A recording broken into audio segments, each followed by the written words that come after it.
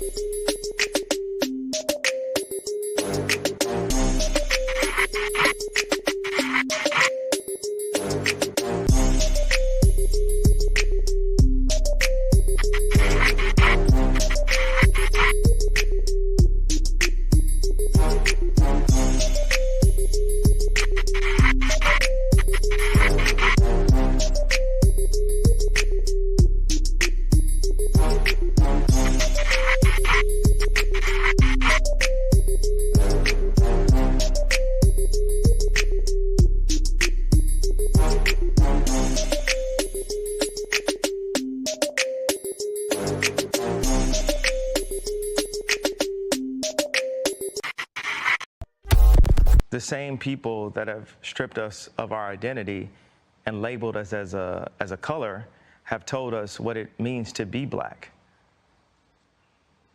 and the vernacular that we're supposed to have.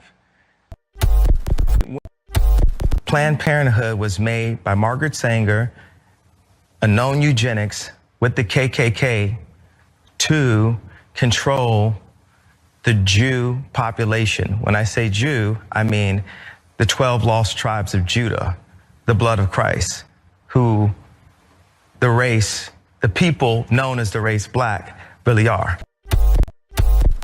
And by the way, we blood of Christ. We blood of Moses. Right. We're not just a color in a crayon box. And if we knew that, who we really were, we'd treat each other differently. We'd treat ourselves differently.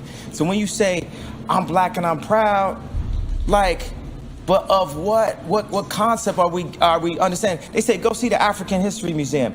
Why do they start when the boats came? Why don't they start with the drums? When we was kings.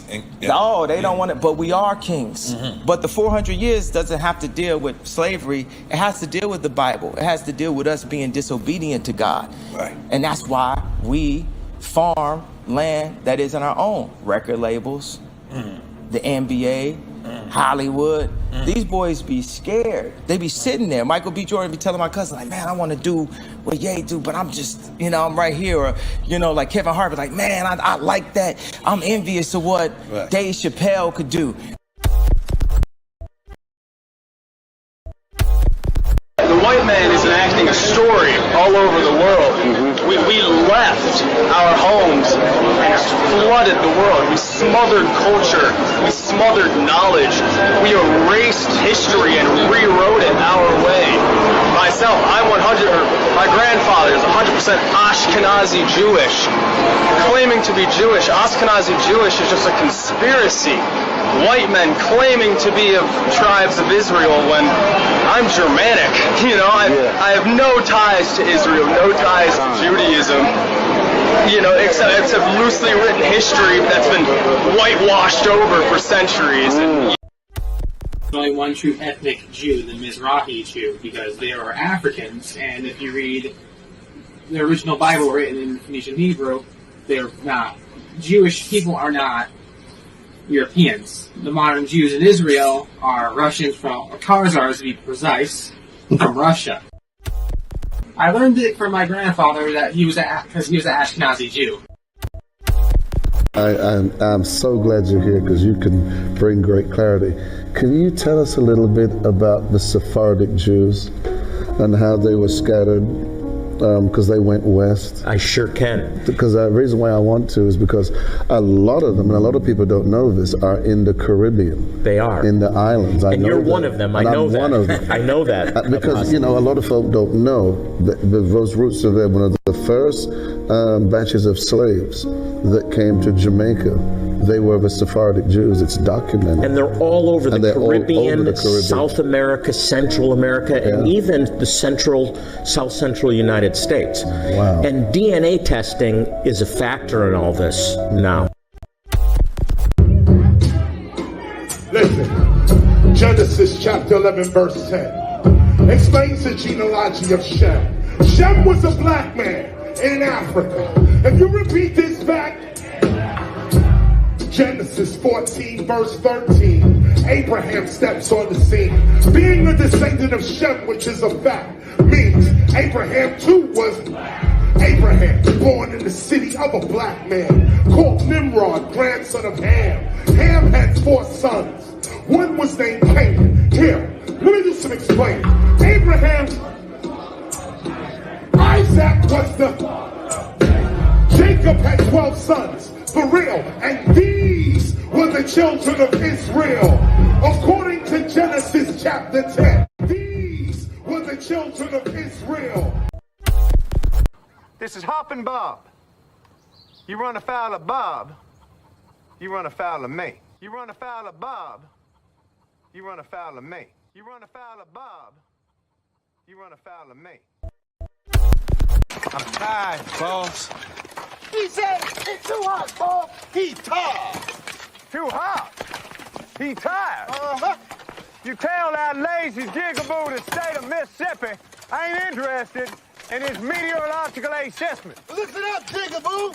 State of Mississippi ain't interested in your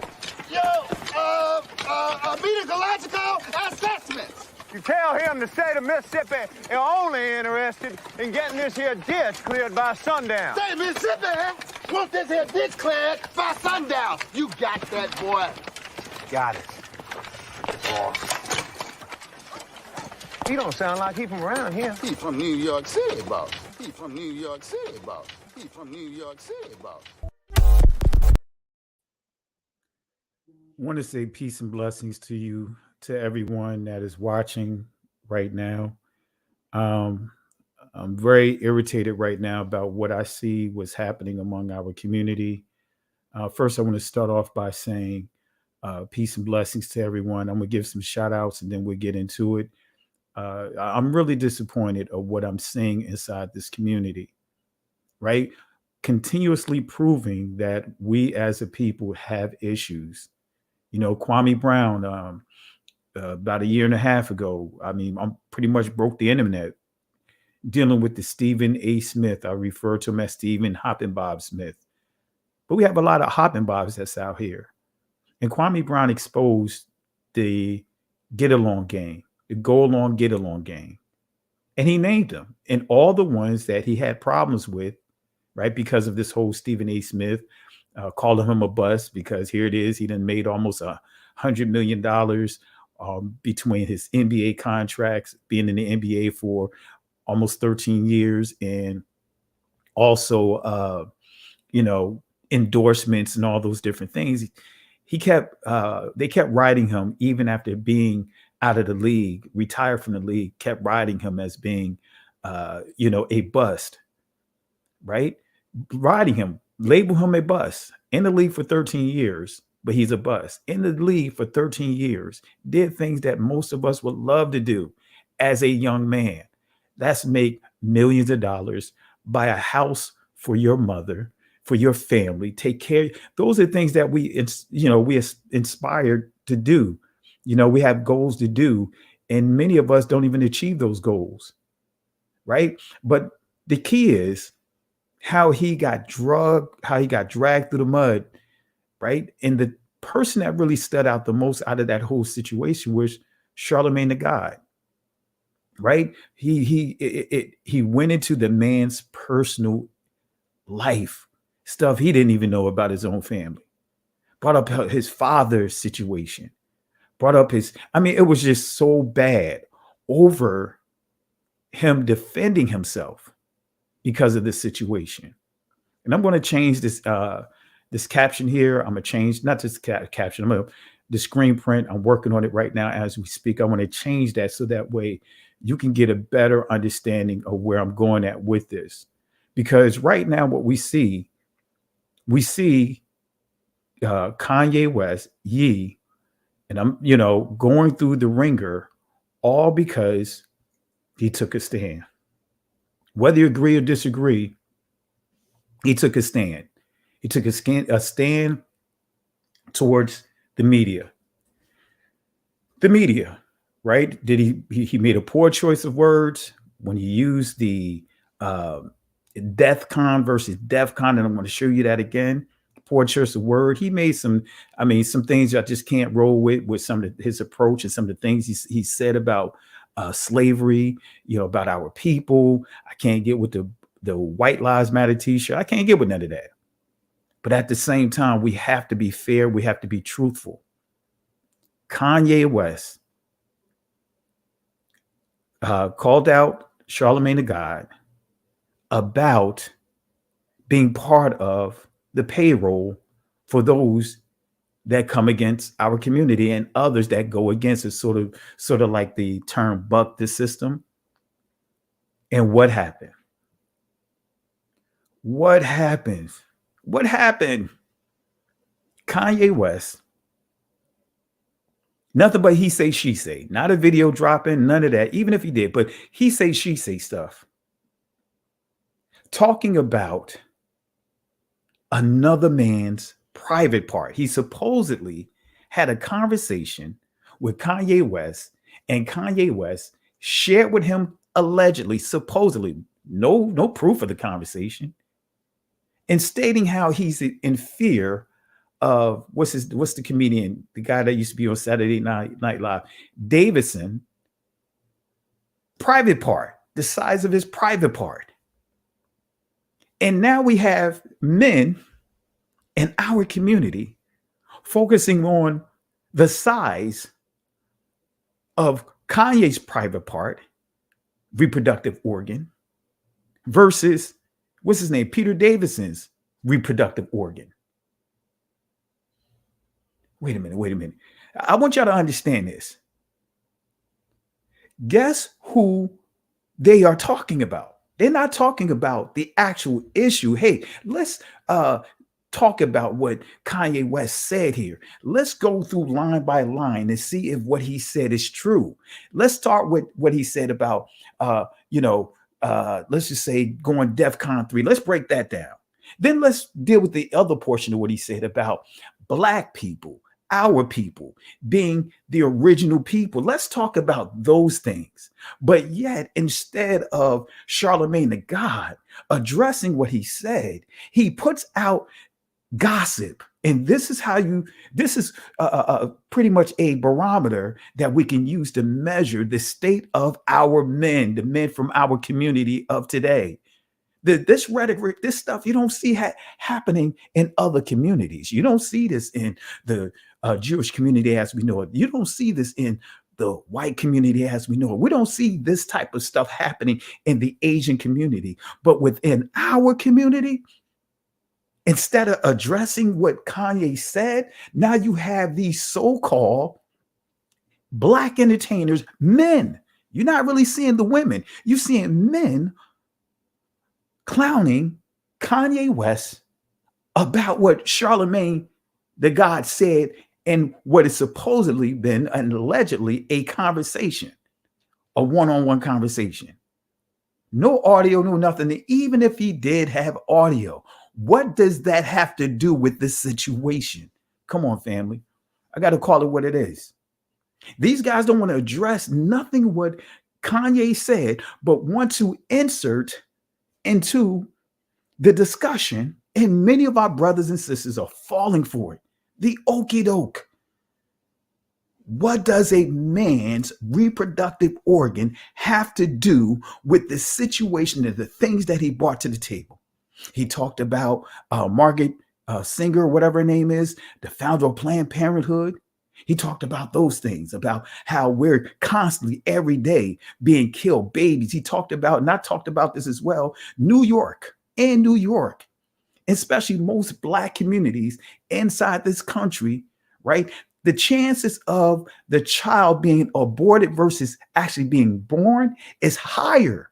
It's more than likely that a child would be aborted versus a child being born. But the men are talking about another man's reproductive organ based upon a conversation that supposedly, allegedly happened in privacy.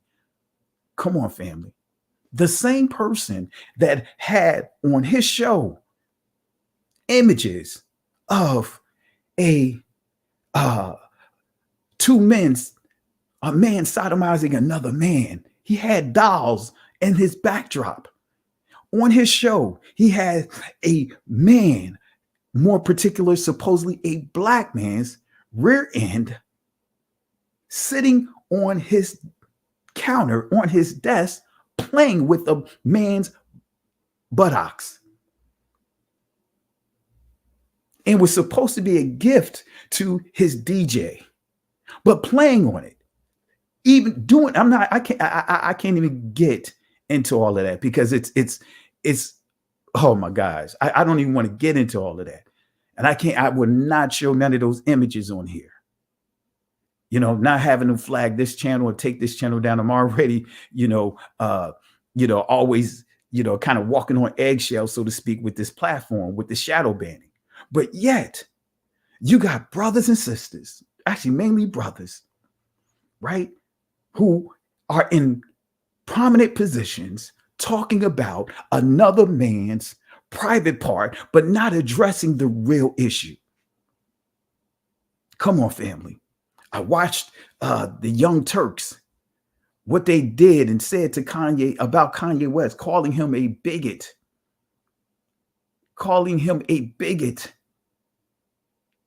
They highlighted what Kanye West stated that was not included publicly in the interview that he did on Fox News. But it leaked, a piece of the video leaked that they did not want to play with Kanye West saying this. Let me play it again. This is the leaked footage of that interview of Kanye West and the guy, the anchorman from Fox News. This is what they did not want to play. This is what they wanted to suppress. They didn't want to play this portion of it. Let me let you hear it while I'll adjust this presentation while we're doing this. Here we go. Planned Parenthood was made by Margaret Sanger, a known eugenics, with the KKK to control the Jew population. When I say Jew, I mean the 12 lost tribes of Judah, the blood of Christ, who the people known as the race Black really are. Right? That's the hidden, right? That's the leaked portion of that interview that Fox News are in a stir right now, did not want to be released. They did not want that portion of the interview to be released. So what happens? What are they doing now? They decided, when I say they, right? Charlemagne the God and some of these so-called brothers from within our community, right, have taken it upon themselves, right, to literally, I'm changing this. I'm changing all of this while we speak, family. So while I'm speaking, you can actually see me making the adjustments to this image here, right? You can see me making the adjustments because it is definitely a an image that I don't even like showing, right? And I'm going to make sure that I'm going to do a couple of things here to make sure we're in the clear about this, right? Because they're looking for anything to say that I'm going against YouTube policies, right? You know, they're good with trying to do that. And I'm not trying to, do that. But at the same time, we got to be real. So let me put this here, right? I want you guys to understand. Let me put this image here, right? I'm adjusting this right now. Okay, so you guys can see. I'm pretty thorough when it comes to my graphics, right? But I'm doing this as we speak. And let me do one additional thing.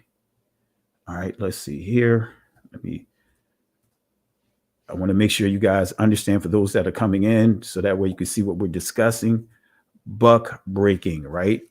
The buck breaking of Kanye West. And let me do something right now. Let me put another thing here, so that way we can cover up a few things, just so that way, right, no one can say. I'm going to put this here, right? Let me shrink this down a little more. All right, I'm going to shrink this here, so that way, just in case someone try to flag what I'm doing here. So I'm covering this up here. And I want to cover up another area here. All right, let me do it here real quick. Let me shrink this down. And I'm going to drop this in the background. All right. Okay. Right. So I want to make sure, all right, that, we keeping everything here 100. All right. Let me see here. Let's go ahead. Let me try this now. All right. Let me take this out here. Right. Let me do one last thing to this. All right. And this should be good.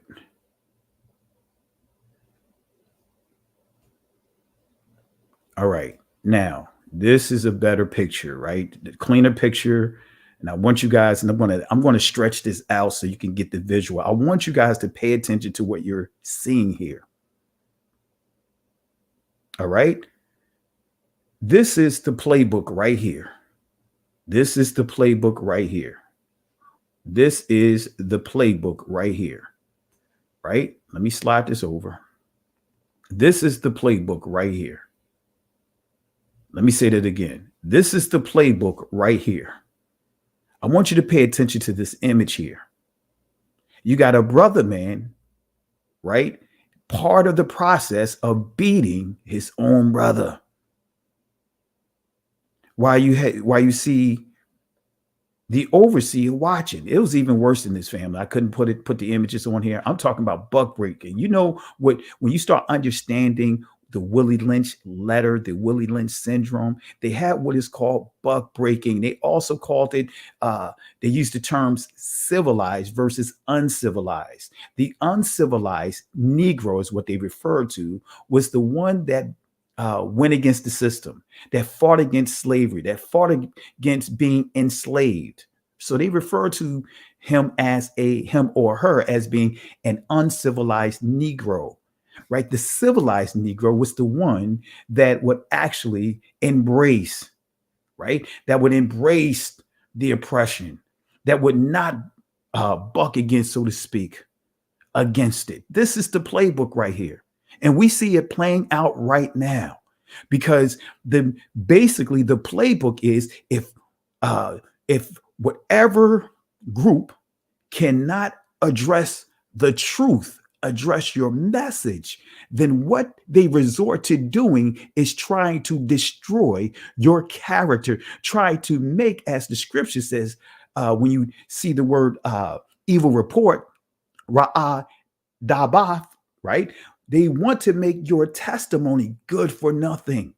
So, of course, want to paint this picture that Kanye West, right? Is crazy. He's off his medication. And then they want to add insult to injury by mocking his reproductive organ, the size per se. And guess what? Got all these men with money, with influence. I'm not going to mention their names because I don't want to get them any shine on this platform. But guess what? You will see, if you just Google Kanye West and Charlemagne the God, and you'll see all the players lining up proving his point, proving his point, proving his point. And we see not the bucking of, as we see here, a slave. We're seeing the buck breaking of a billionaire, not a millionaire, a billionaire. We are witnessing right now the buck breaking of a billionaire. Kanye West made it clear, like, hey, you know, he can take his money and just go and live his life. He could go to Hawaii, disappear, whatever the case may be. But he made it clear that he's been told, called by the Most High, to put this information out. Now, you know the old saying, where there's smoke, there's fire. If he was saying a bunch of lies, it wouldn't have elevated or escalated to this level. But now his manhood is being on public display, stating that, and you guys already know, when you start dealing with stereotypes and the you know, what they would like to say, let's say, you know, urban legend, so to speak, about the black man's reproductive organ, for the size per se, versus other groups, right? You know what I'm going at with that. You know, similar to what they, you know, like the movie White Man Can't Jump. White Man Can't Jump. Wesley Snipes and what's his name? I can't remember the guy name. Great actor, the white guy that played Harrelson, I believe that's his name. He's a great actor. You know, I like watching his movies, but they played on the fact, far as he and Wesley Snipes in that movie, they were hustlers, playing on the fact that most people, especially according to urban legend, right? Urban legend is that a white person can't play ball. A white person can't jump. A white person, all they have is a jump shot. Yeah, Woody Harrelson, that's his name. Appreciate it. Really appreciate the info, guys. Right? Really appreciate it. All right. So what they're now doing, right, is using that stereotype, right? And now trying to buck break Kanye West by embarrassing him, trying to embarrass him by talking about he was scared of another man's reproductive organ for us the size. I'm not getting into all of that. That is straight gossip. Come on, man. That is gossip. Gossip. Gossip, family. Straight gossip. Have men, the men, not the women, because you don't see the women talking about this. Men talking about the reproductive organ of another man. Now, when I used to be out there in the world, when I used to be out in the streets, man, you know, that's one of the things that was like, men didn't even indulge in or engage in that type of discussion, because it's like, wait a minute, I don't need to know what's, you know, what you got going on. That's your business. We're not going to sit up here and try to compare and all that foolishness. But you got men, supposedly men that have money, supposed men that have large platforms, literally shooting a gun with this foolishness, mocking. Hey, Kanye, man, I can't. I'm not going to deal with the rapper right now. I really respect him, but I really couldn't agree with him going in on Kanye this way. He's laughing about it, saying, "Hey, Kanye, you shouldn't have shared your personal business with another man. You know, you should not bring another man into your bedroom." Taking sides with Charlemagne the God. That's basically he say, she say stuff.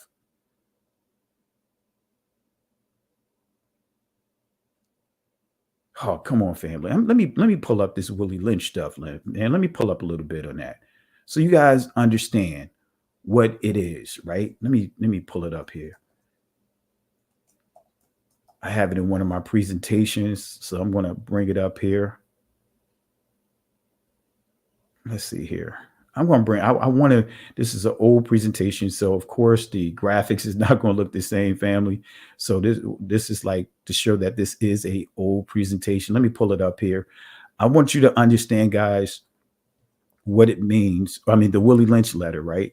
And I want you guys to listen to the process of it. I don't want to just say it because, you guys know me. I don't like just to say stuff. I like to actually give the sources. But what we're seeing right now is the attempted buck breaking of a billionaire, more particular, a melanated millionaire, right? Let me pull this up here. All right, let me pull up the Willie Lynch. I'm going to copy this over. This is from a lesson that I did titled Fathers Are No Longer Needed. Fathers are no longer needed, right? That's the day and time that we live in.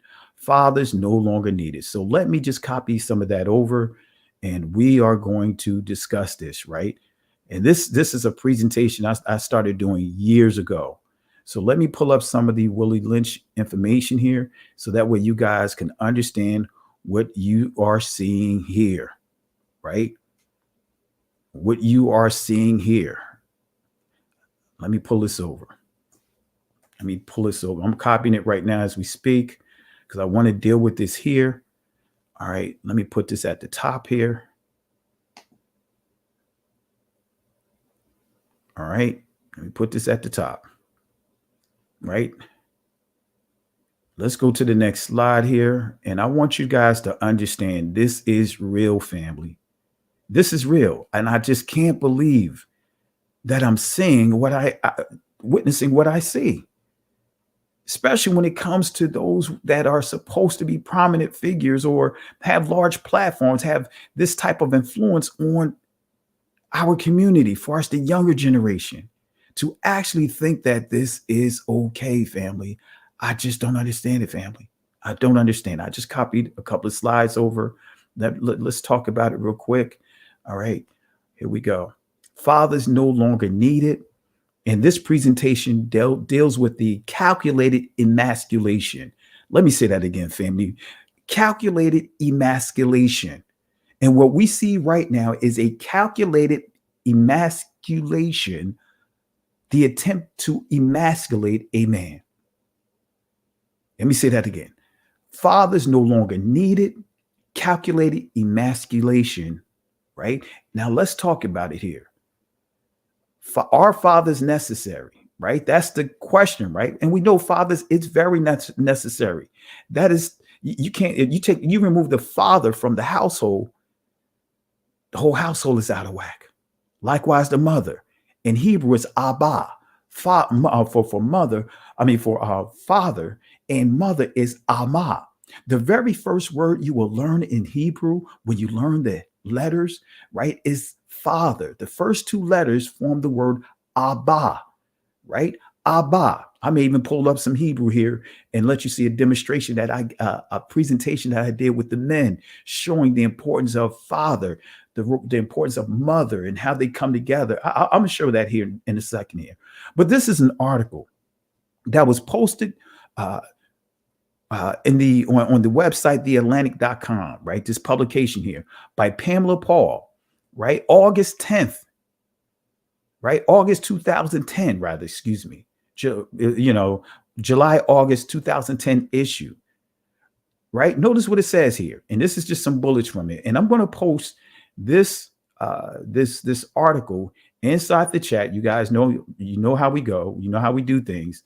I have to source up, and I don't want to just give you opinion. I want you to be able to go back and review this. So I'm going to copy this over into the chat. Family, it's unbelievable that we have to deal with foolishness right now, right? Self-check. Thank you, Michael. I really appreciate you for the love and support, family. Let's show Michael some support for just really sowing into this platform. And family, thank you guys, right? Because a year ago, we were sitting at just under 7,000 subscribers. And my goal was like, hey, will I hit 10,000 by the end of last year? That was the goal, to hit 10,000 by the end of the completion of 2021. And to my surprise, a year later, we're over 29,000 subscribers. And that's counting being shadow banned. That's counting the number of times I've been in YouTube jail, right? In spite of all of that, we have grown. We have grown. We started this platform 3 years ago. I didn't actually start taking it serious and doing lives and teachings on this platform until about 2.5 years ago. So in 2.5 years, we went from the first year being having 700 subscribers. By the closing of the second year, had close to 8 to 10,000 subscribers. And now here it is in the third year, right? We are about to close this year out with almost 30,000 subscribers in spite of it all. But anyway, so I thank you guys for the love and support. So let's go back to this article here, right? And I've copied it inside the chat so that way you guys can understand what's happening.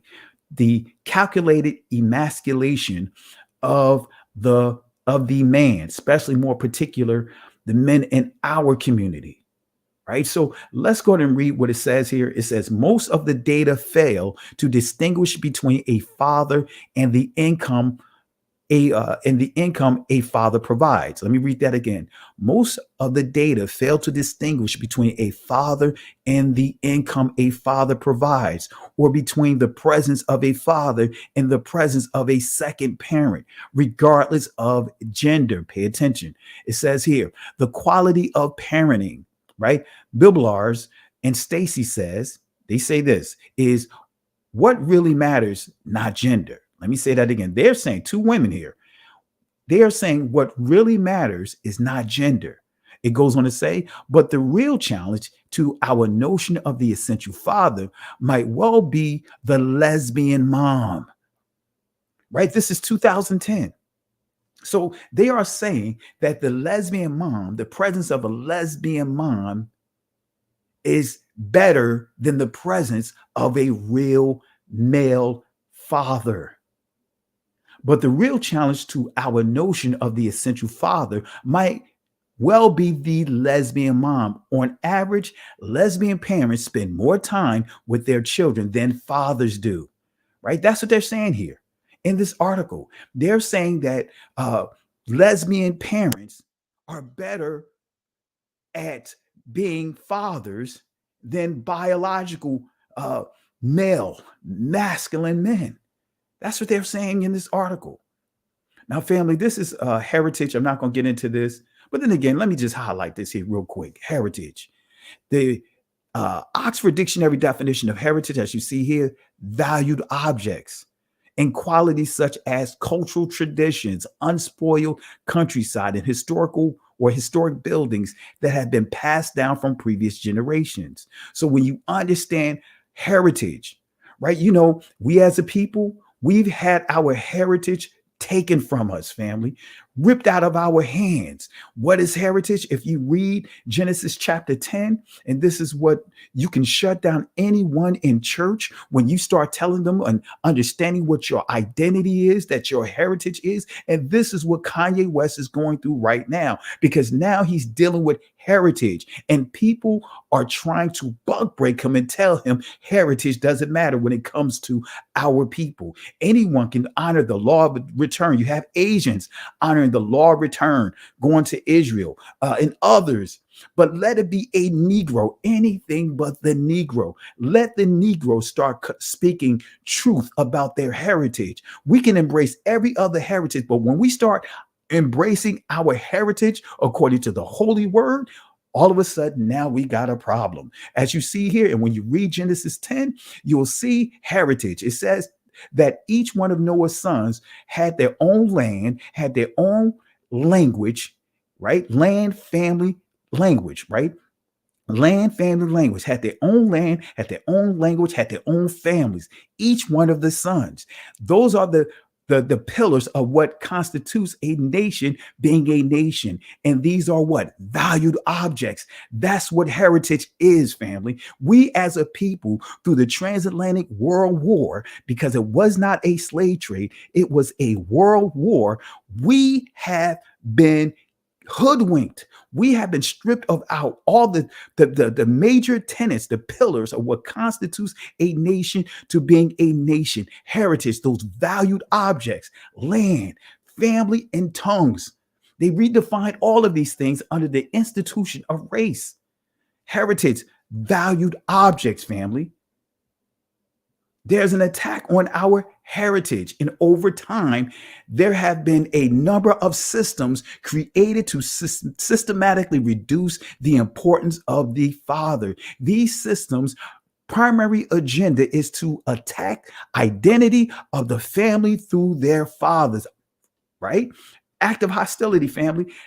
Let's go to Matthew chapter 12, verse 29. I want y'all to see this here. Or else, how can one enter into a strong man's house and spoil his goods? Wait a minute. Is that the playbook for the Willie Lynch process? How to buck break a Negro? How can one enter into a strong man's house and spoil his goods except he first bind the strong man? That's going to tie into the Willie Lynch letter. And then he will spoil his house, right? Y'all know what I'm talking about. Y'all see these the bells, right? These Christmas bells, right? That Christmas tree that many of us are fighting for, our own people are fighting for. Y'all see this yoke that's around this man's neck. So many of our ancestors had yokes around their necks. This is an authentic yoke that our people were subjected to with these Christmas bells, right? Sounds. As my brother Godfrey would say in some of his commentary, whistle while you work, make noise, so that way, as long as they hear those bells, they know where we are. And many of us still have the yoke around our neck with these bells on, like the Charlemagne the God and others still got these bells around their necks, so that way they can give an account and they can show the people, the oppressors, that, hey, look, boss, I can take care of my own people. Yeah, I could go in. I know how to embarrass them. AKA How to Sell to a Negro was produced by a brother man, showing the very places like Macy's, Bamberger's, and all those type of places, these retail outlets back in the 50s and 60s, right? How to sell, how to market to our people. It was a brother man that gave them the playbook on how to market to our people. Give them cheap stuff, but as long as you put a name on it, they will buy it up. Come on, family. Claude Anderson, man, I thank the Most High for the Claude Anderson. One day I hope and pray I can have Claude Anderson on here and let him deal with and let him talk about inappropriate behavior, because I'm going to try to share over the next week, upload that lecture, so that way he can give you the playbook of how this behavior that we see happening has been going on for centuries among our community. Meritorious manumission. Offer a way out to one, so that way he can sabotage the rest. Notice what it says here. Or else, how can one enter into a strong man's house and spoil his goods, except he first bind the strong man, and then he will spoil his house? Come on, family. Come on, family. Come on, family. The institution of race, right? See, this is where we're so lost, family. We are so lost. We have been reprogrammed to thinking that the color black, the same color my cell phone that's sitting on my desk, the same color as this microphone that's sitting in front of me, the same color as my car, the same color as my wife's car. We think that black is a ethnicity. We think that black is going to tell us our heritage. It's our heritage. That's who we are. That's our nationality. That's going to tell us what tribe we are from, what part of Akibulan or Africa, because Israel is part of Africa. That's Northeast Africa, now been changed to be labeled the Middle East to try to remove it from Africa. But Israel is part of Africa, no matter how you slice and dice it. The word Africa, Afar, comes from Abraham's sons, by way of his wife Keturah. We can't get around that. So what happens? The same people that are telling us, starting with religion, the church, starting with religion, identity doesn't matter. Identity doesn't matter. Well, how you flip it back on them? If you saying identity doesn't matter, you guys can identify who you are, and then you whitewash some of the major players inside the scriptures, like the Egyptians, right? The ancient Israelites, and actually, it's hard to change the appearance of the Ethiopians. Those are three key groups that are connected to Israel, according to the scriptures. The Babylonians, right? The Sumerians. But notice what it says here, family, about race. Contemporary scholars agree that race was a recent invention and that it was essentially a folk idea, not a product of scientific research and discovery. This is not new to anthropologists. What is it saying? That many of us are using the color of our skin complexion as if it's our identity. It's a sign, and we can talk about that. It is a sign the Most High used Moses' chocolate dark skin, his melanated skin, as a sign to the non-believing Israelites in Exodus chapter 4. Then when we get to Revelation chapter 1, right, we see that the Messiah, Christ, his skin complexion, the texture of his hair is being used as a sign to those that don't believe. And today that we live in, right? Many of us are so used to the authority of the oppressor, these religious systems, and the Most High, like it did the ancient Israelites in Exodus, used Moses' skin complexion to show them that the Most High is real. The Yahweh, right? That's his name. Some of you guys may say Yahweh. Some of you guys may say Yahuwah. His name, Yahweh, means he exists, right? He exists. All signs come from the Most High. Right? And he had Moses use his skin complexion as a sign to the Israelites.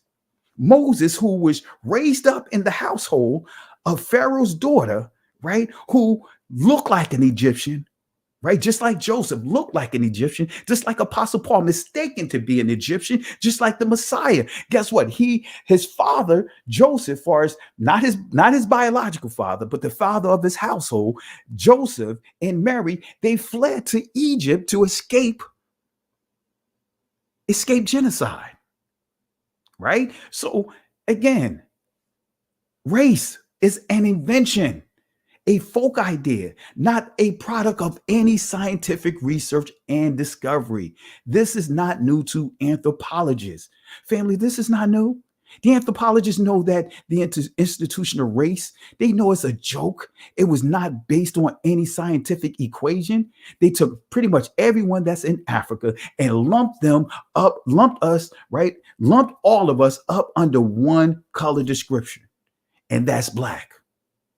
Come on, family. African American, guess what? That's not a direct label. All it's just saying is that we originated in the continent, the landmass of Africa. Africa has over 70, and this is counting the Middle East, the Northeast Africa.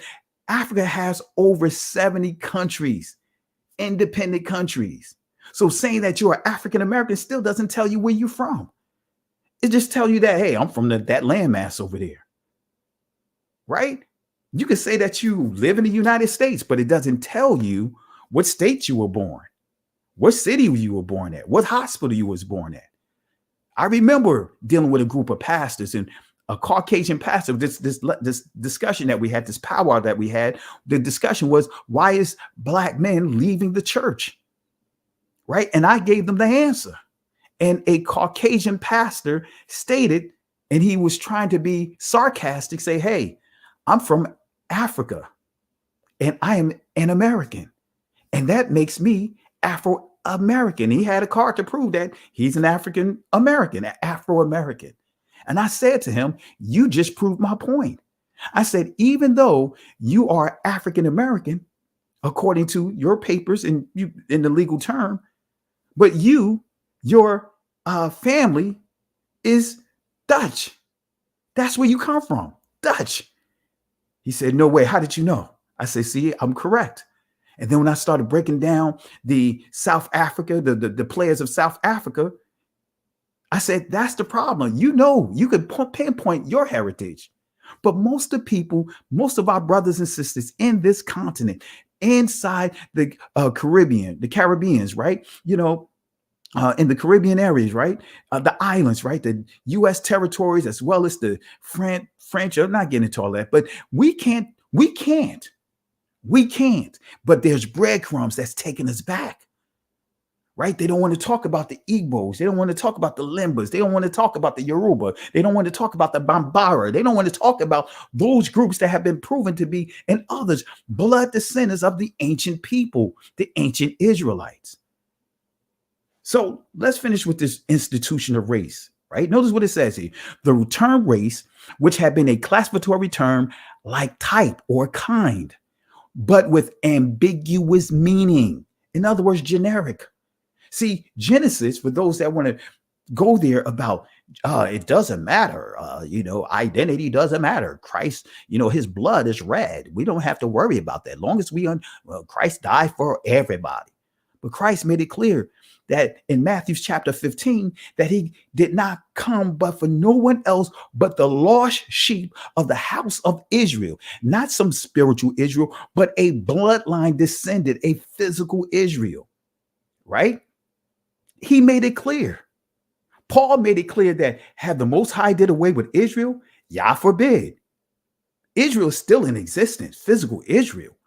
Even Joel chapter 3 made it clear that the Most High would do a blood transfusion to cleanse the blood of his people, to make sure that there's a remnant, always a remnant intact. Physical Israel, not some Israel, spiritual Israel that the church teach. But guess what? Genesis, the word generic, guess where those words come from? They come from the Proto-Indo-European word gene. So the word Genesis, as you see here, that's the transliteration, is dealing with genealogy. It's dealing with gene. So for those preachers, those religionists that try to tell you identity doesn't matter, your heritage doesn't matter, then they just they just erased the whole entire book of Genesis. Because when we see begat, such and such begat, such and such begat, the primitive root, or should I say the Proto-Indo-European definition of gene is begat. Oh, come on now. Begat of.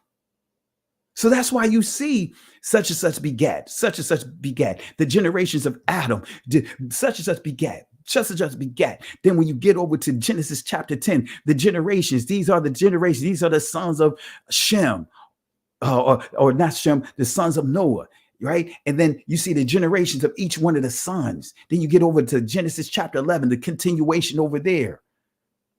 Man, you erase the first chapter of Matthew's. You erase the first couple of chapters, right, of Luke,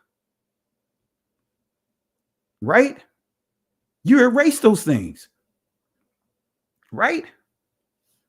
For those that are trying to say identity doesn't matter, we're the only group of people that can look in that book, look in the Bible, and tell and look at it, and most of us can't see ourselves in it. This is why you see the conscious community growing. Why? Because these are the things that they use to attack, to seduce our brothers and sisters from following the way. Let's get back to it. So notice what you see here. It says, but with ambiguous meaning, became more widely used in the 18th century and crystallized into a distinct reference for Africans. And it goes on to say Indians and the Europeans, but I didn't put the full quote here. All right. But notice what this says here. By focusing on the physical and status differences, this is where you get into stereotypes. This is where you get into the blackface that was created when you deal with the blackface minstrels, with the dark skin, the big red lips and the eyes that look like it's going to come out of the head. This is dealing with blackface, right? Physical and status differences between the conquered and enslaved, stereotypes, and Europeans. So making sure that there's a line drawn in the sand between the conquered and enslaved people and the Europeans who did it, who committed these atrocities. The emerging ideology linked the socio-political status and physical traits together and created a new form of social identity. Wait a minute. So they used the institution of race to literally turn the entire globe upside down because they created a new form of social identity. Black man, black woman, black people.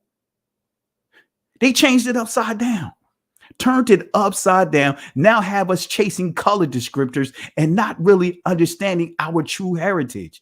This is what I did 6 years ago, almost 7 years ago at the Black Lives Matter march that went viral. Let me play it again. Listen to the confusion of our people that think that their heritage is the word black, this new social construct that was given to our people, that was forced on our people by this institution of race. Here we go. And so when I say Chinese, I want you to scream out the nation that's associated with this. For example, if I say Chinese, you're going to say what? China. All right, let's say it with authority. When I say Chinese, you say what? China. All right, that's just a test right there. So here we go. Chinese. China. Russian. Russia. Italian. Italy. German. Germany. Swedish. Sweden. Korean. Korea. Egyptian. Egypt. Nigerian. Nigeria. Black. Tell him, Pastor. Tell him, Pastor. Black, nothing. I hope you were able to successfully identify the issue. So that's what the institution of race has done to our people. We have been so dumbed down about really seeking who we are. We've been so institutionalized, as in the words of Darby, the late Pastor Darby, we've been, I think he said, I know I did a lesson called We've Been Hacked, but I think he said something else, jacked. They jacked us. We've been jacked. We've been hacked. We've had our DNA altered by way of traumatic experiences, and now we're passing those experiences down to the next generation. He said they jacked us, and I did a lesson called Hack, dealing with how we've been hacked. Our DNA had been hacked, and now it affects it reprogrammed and it altered our reproductive organs to now, guess what? We hand down certain behaviors and phobias to the next generation, and they don't have to experience the same traumatic experience. So let's deal with the Oxford Dictionary definition of emasculate. Let's see what it says, emasculate. It says here, deprive, in other words, a man of his male role or identity. Let me say that again. Emasculate, to deprive a man of his male role or identity. It goes on to say in the sub-entry number 2, or entry number 2, make, in other words, someone or something weaker or less effective. So what we see happening today with Kanye West, we have our own people, right? Our own people, the people that share the same skin complexion, the same people that are descendants from slaves by way of the transatlantic world war, the same people who are sons and daughters of prisoners of war, because the transatlantic slave trade was actually a world war. And I proved this over and over again. Now, these are the same people that are now being used as part of the buck breaking system. So make someone or something weaker or less effective. Emasculate, right? Buck break a billionaire. That's what we're witnessing right now. I posted other celebrities saying what Kanye West saying, in other words, that we are the people of the book. But this particular celebrity has all the heat on him.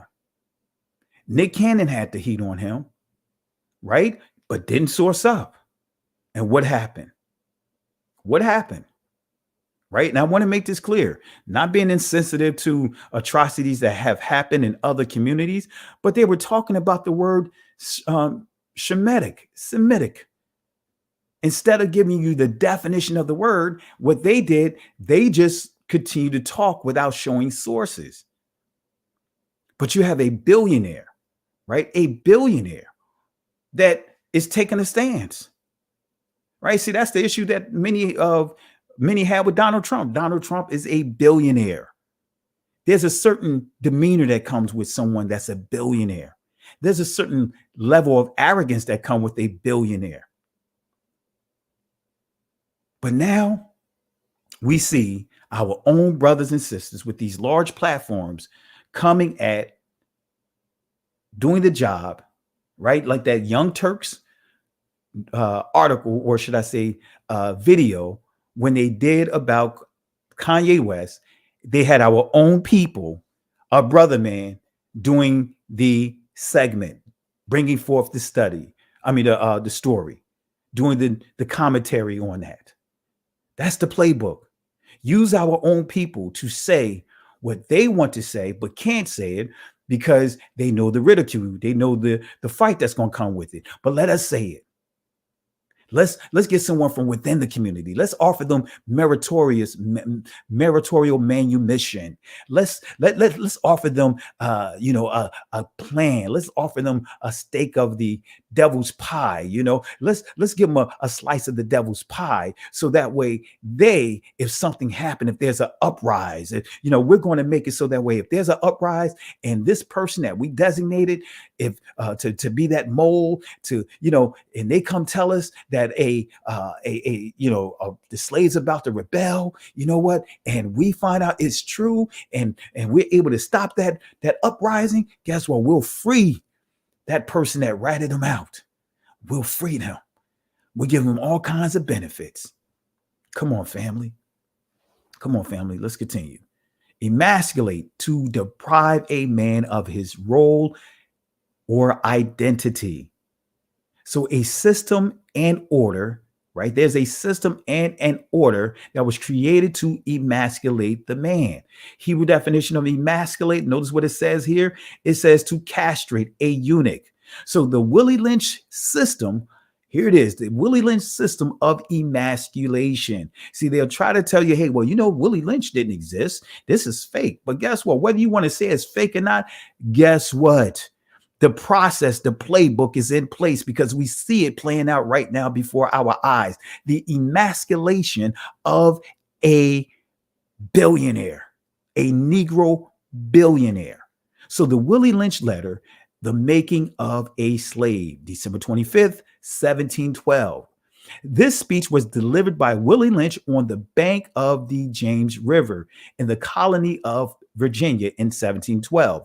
Lynch was a British slave owner in the West Indies. He was invited to the colony of Virginia in 1712 to teach his method to slave owners there. Lynching, right? Lynchburg, right? Lynchburg, Virginia.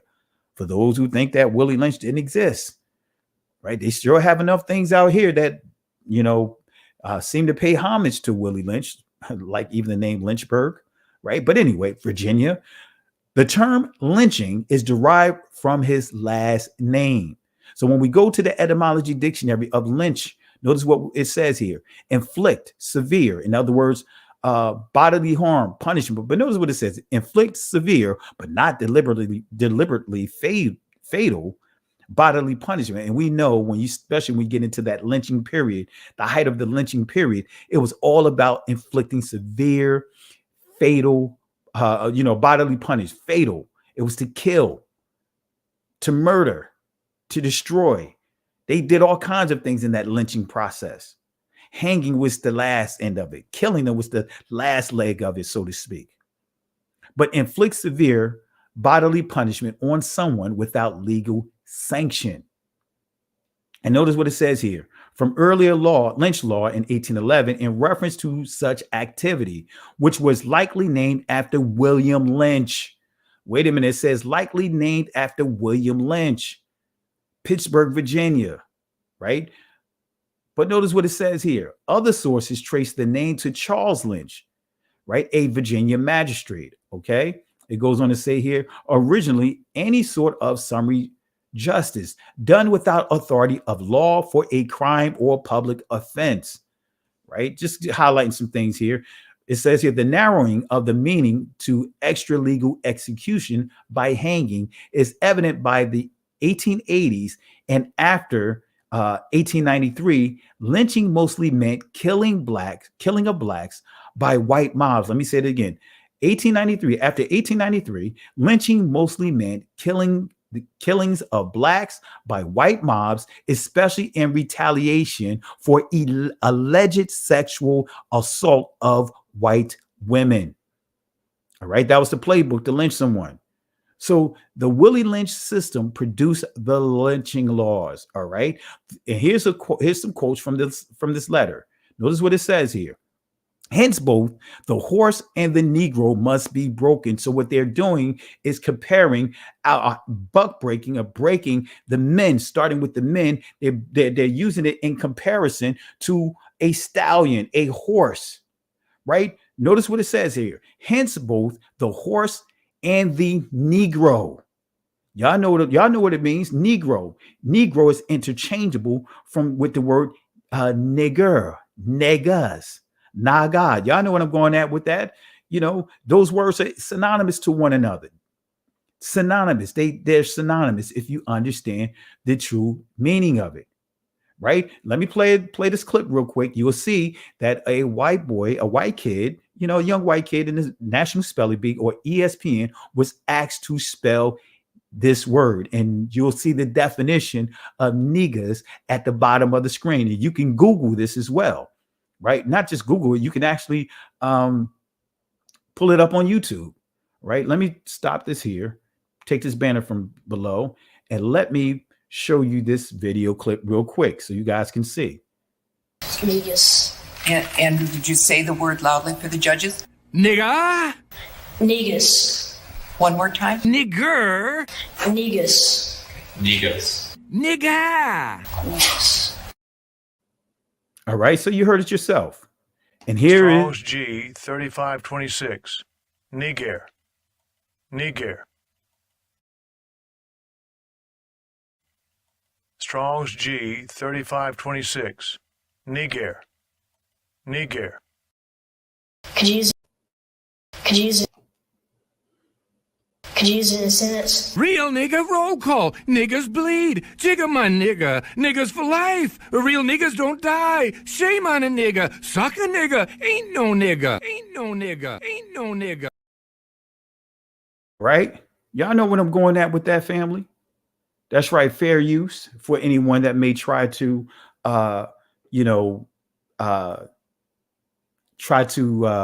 report this video, report this teaching. Fair use. All right. So hence both the horse and the Negro, the Nagad, the niggas, as you just heard, because niggas, right? That was also the term used for Simon in the book of Acts. The what? Nigger, not Niger. That's the proper pronunciation as I played. I'll play it one more time, just so those that don't know, this is what not Niger is actually pronounced Niger. Listen again. Strong's G 3526. Niger. Niger. Strong's G 3526. Niger. Niger.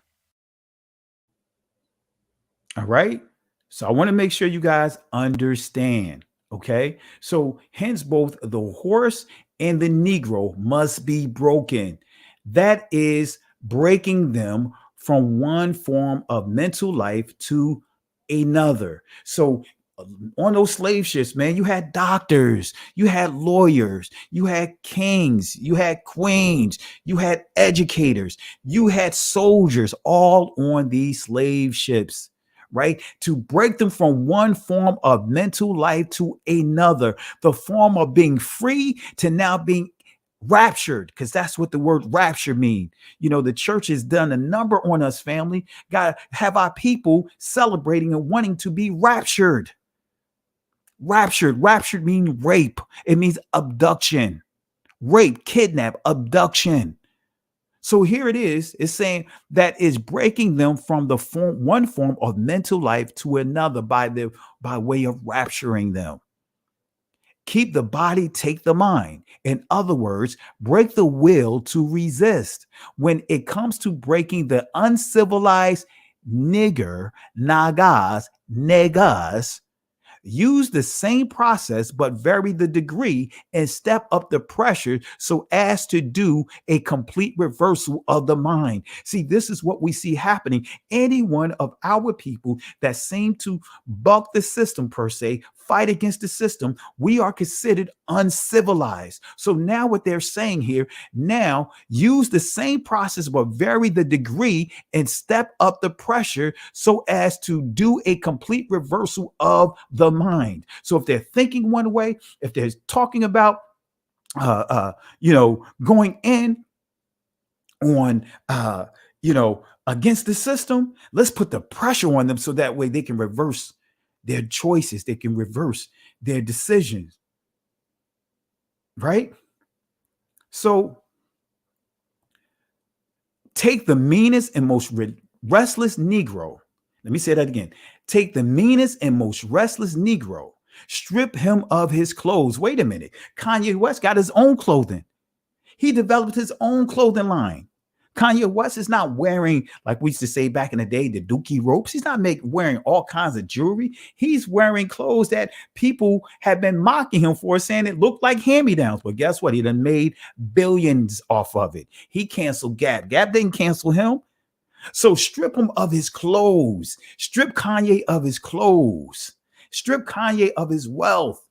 Try to make it so that way people don't want to deal with it. Purchase it. But guess what? He's already a billionaire multiple times over. Take the meanest and most restless Negro. In other words, they're saying take that one Negro that refused to submit to the system. Take the meanest and most restless Negro, strip him of his clothes in front of the remaining male Negroes, the female and the Negro infant. In other words, that woman, his wife, even though it wasn't considered a wife at that time, if you understand the institution of slavery, but take the male Negro, the most dominant, the A male, along with the woman that he was allowed to reproduce with. Notice they said, go at him, humiliate him, buck him. Wasn't just them putting tar, as you see here, tar and feather him, tie each leg to a different horse, face in opposite direction, set him a fire and beat both horses to pull him apart in front of the remaining Negroes. They also sodomized him. Well, all of this in front of all of his people, including the woman that he reproduced with, his should have been wife, supposed wife. But notice what it says here. The remaining Negro male, right? And this saying here, right? Now what he's going to do is, right? Take the next one in line. In other words, the remaining Negro male, take the next one in line, right? And do the same thing, but get him to the point of death in front of the female, of his female, and of the infant.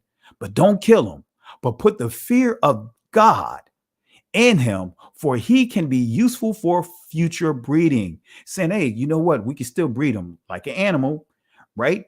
Beat him, show, make it clear in front of everyone that this A male right here, right? The lowest Caucasian, the lowest slave owner will have more power to show that female, that uncivilized female, so to speak, and that uncivilized, those that want to go against the system. Guess what? Show them through how they humiliated this man and have him living among them that, guess what? There's no security. There's nothing that we can do to protect them. But they'll still use them to breed. Breeding, family. So in this letter, he further gives instructions, in other words, laws, and how to systematically break the woman's trust in the man. Come on, family. And this is an actual photo in the backdrop here. This is someone that was lynched and treated like an animal, like how many of these hunters go out and they kill, whether it's a deer, whether it's a, let's say, what's some of the other things that they may hunt for, whether it's turkey, some of the other items. When you go to Africa, they hunting elephants. But like this is a game, like this is a trophy. They presenting him just like that. When you look at fishermen, when they go out fishing, they bring back a large fish, whether it's a shark or something that just broke all kinds of records. They display their catch as a trophy. And that's what you see in the background. One of our brothers being used as a trophy. So in the letter, he further gives instructions, in other words, laws, and how to systematically break the woman's trust in the man, right? We have reversed the relationship in her natural uncivilized state. She would have a strong dependency on the civilized niggas, right? Niggas or niggas, male. It goes on to say, and she would have a limited protective tendency towards her independent male offspring and would raise male offsprings to be dependent like her, dependent on the system, be dependent on the oppressors, separate herself from anyone that looks like they are about to go against the system. Hence, this is the welfare system, the early welfare system. You guys remember that movie Claude with, I think her name, I can't think of her name. I can't think of her name. I know it had James Earl Jones, and I can't think of the lady's name. Great actress who died. I can't think of her name. But that's what they highlighted inside of that movie. They highlighted the welfare system. In that movie, they highlighted that if any of the women was on welfare, they could not have a man around. So many women did not. That's her name, Diane Carroll. Thank you for Aaron Blaylock. Appreciate it. Diane Carroll and James Earl Jones. All right. So that's what they did. Get them dependent on the system and not want to have men around. That's part of the system here, right? Break the dependency, break the unity. And she would have a limited protective tendency towards her independent male offspring and would raise male offsprings to be dependent like her. Nature had provided for this type of balance. So it goes on to say, we reverse nature by burning and pulling a civilized Negro apart and bullwhipping the other to the point of death in her presence. By her being left alone, unprotected, with the male image destroyed. Let me tell you this. Come on, family. The male image destroyed, the image of a strong Negro or niggas. Now I got the image of a strong male who's willing to defend and die for his family, that would protect their household. That image has been destroyed to show that there's no longer any men in the community that will stand their ground and say, hey, I'm going to protect my family. I'm going to protect my household. By her being left alone, unprotected, with the male image destroyed, the ordeal caused her to move from her psychological dependent state to a frozen independent state. In this frozen psychological state of independence, she will raise her male and female offspring in reverse roles. In other words, not to be dependent on their father. This is why one of the things that you could use, and I use it as an icebreaker, when I ask the people, what does the Bible say about loving your parents? What does it say, family? What does it say? Family, if you want to type it inside the chat, what does it say? What does the scripture say about honoring your parents? Just quote it real quick. And I'm going to see how we do here. Just quote it real quick. And I'm going to use this as an example. Just quote it real quick.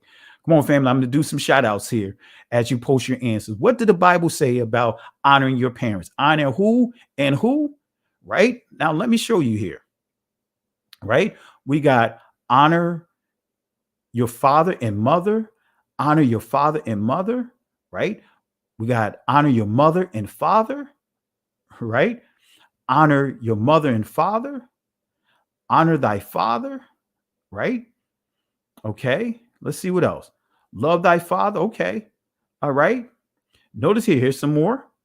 Honor your mother and father. Right. Honor your mother and father. Honor your father and mother. Honor your father and mother. All right. Right. We see here, right? Father and mother. Right. We have it. We have it here. Honor your mother and father. Now, guess what, family? And I taught this a while ago. But when I would do this as an icebreaker, when I asked them, what does it say? 99% of the people will say, honor your mother and your father. That's not what the scripture says. It says, honor your father and your mother. We've been programmed to put mother in front of dad. Let me say that again. We've been programmed to put mother in front of dad. You can ask this question over and over again. 9 times out of 10, you will hear the people say, honor your mother and your father. It's reverse, honor your father and your mother. That's the proper order. Not saying that you're picking one of the over the other, but guess what? The father is the head of the household.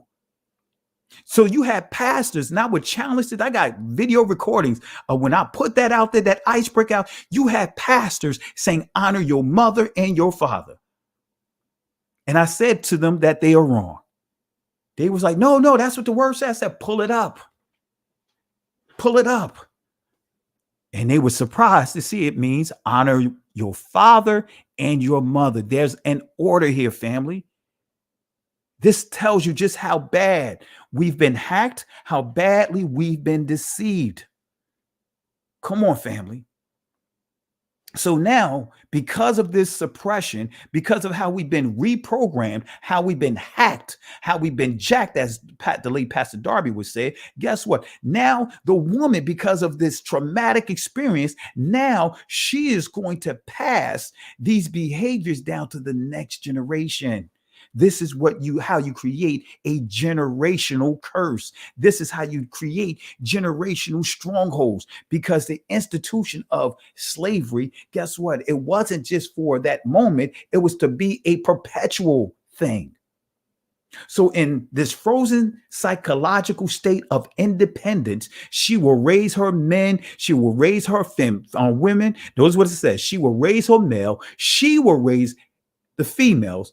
Offsprings and reverse roles. And reverse roles. Putting the female first. Oh, come on, family. We see this playing out right now.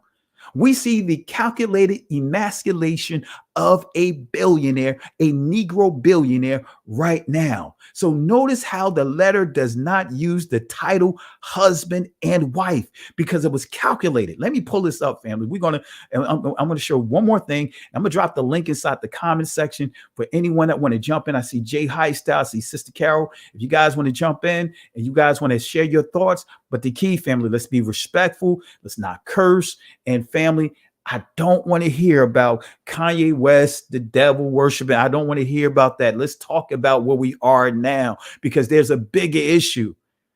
So notice this. This is the National Archives.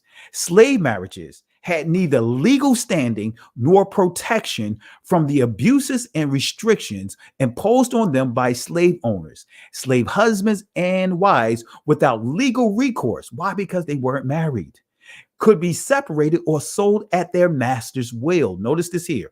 Couples who resided on different plantations were allowed to visit only with the consent of their owners. Slaves often married without the benefit of clergy. Guess what? The clergy is the one that's supposed to take notes.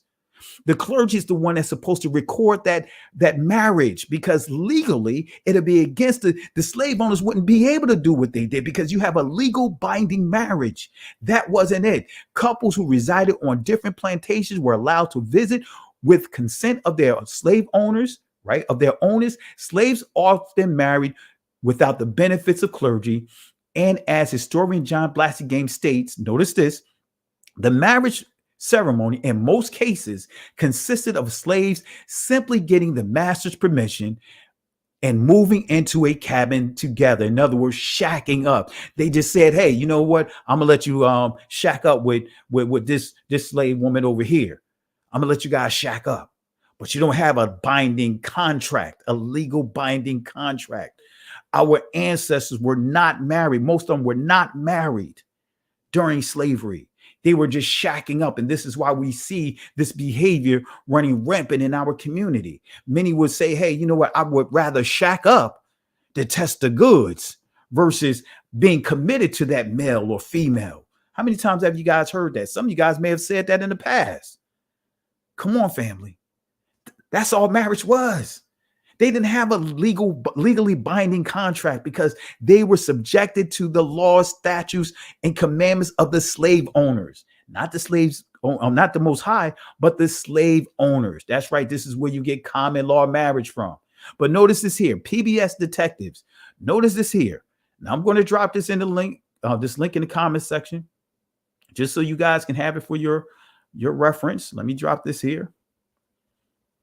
Let me drop it here. This family, this is why we have to go deeper with our understandings. We have to go deeper with our studies. So that way, right, when we have to give an account, we can. When we have to articulate ourselves, when we have to speak up for what's right and what's wrong, we have sources, right? Let me drop this link here that I'm about to cover in the comment section. All right, here we go. So notice here, family, this is what it says.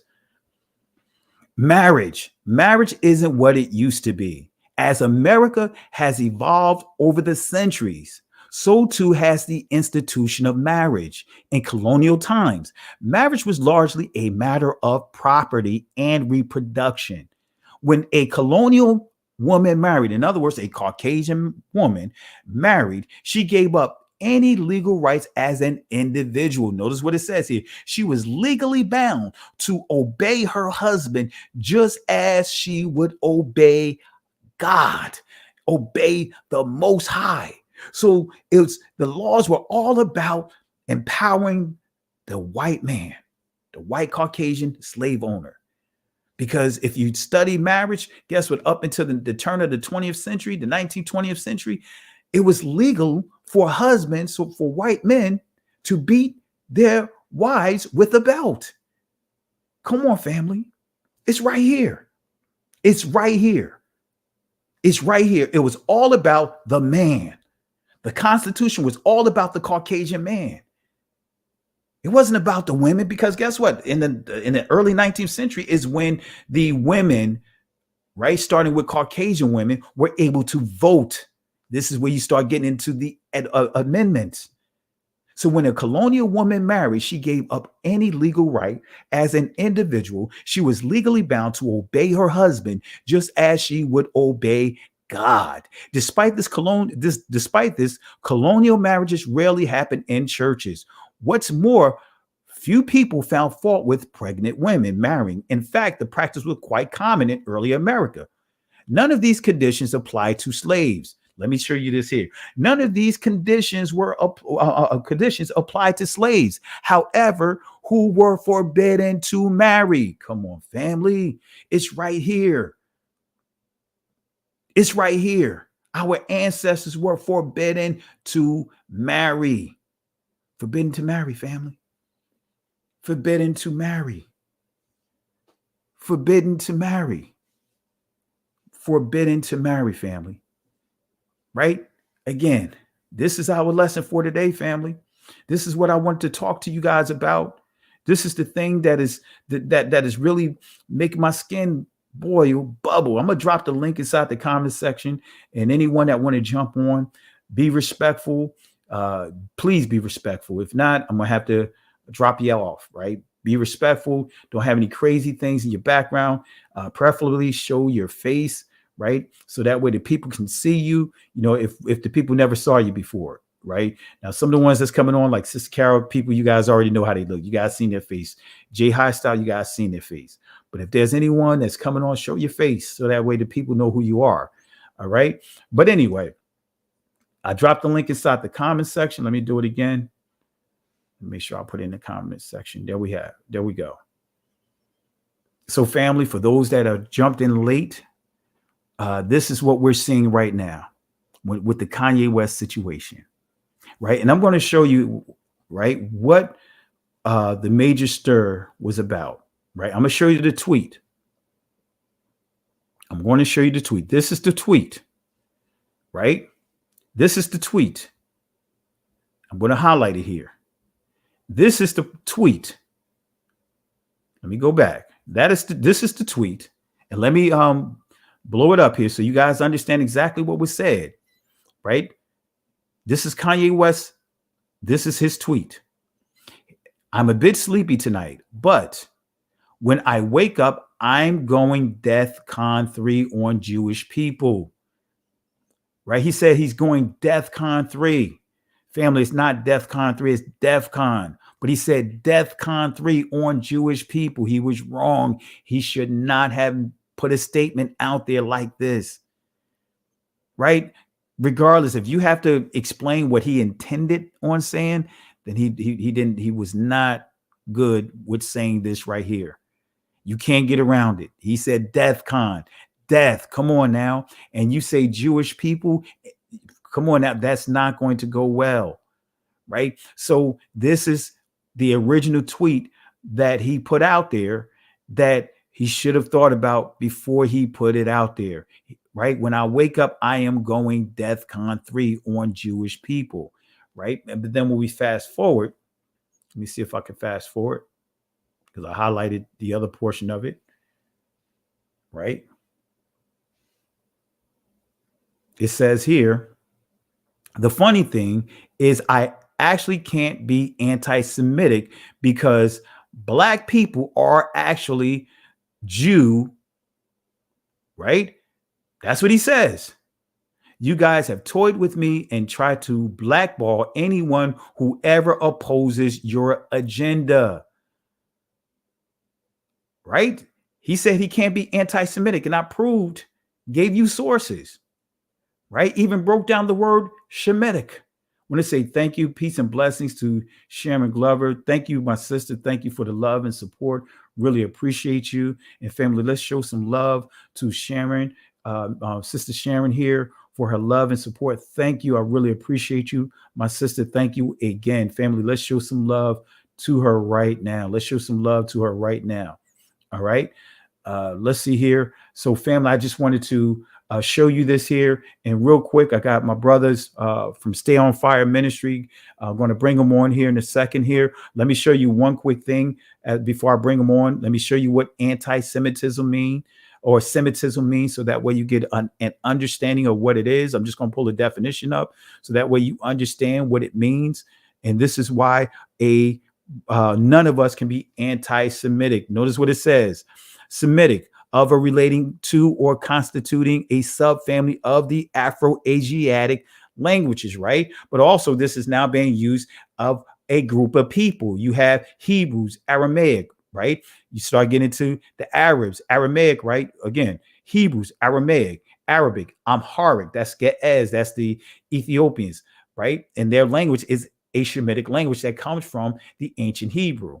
It says of or related to characteristics of Semites, Jewish, right? So Jewish, right, comes from, it says Semitic is a subgroup of the Afro-Asiatic, Afro-African, Asiatic. And I proved, and I'm going to actually do a lesson on it, the word Asia comes from eighth or eighth, interchangeable, Ethiopics, Ethiopia, right? Ethiopia, right? Eighth comes from that.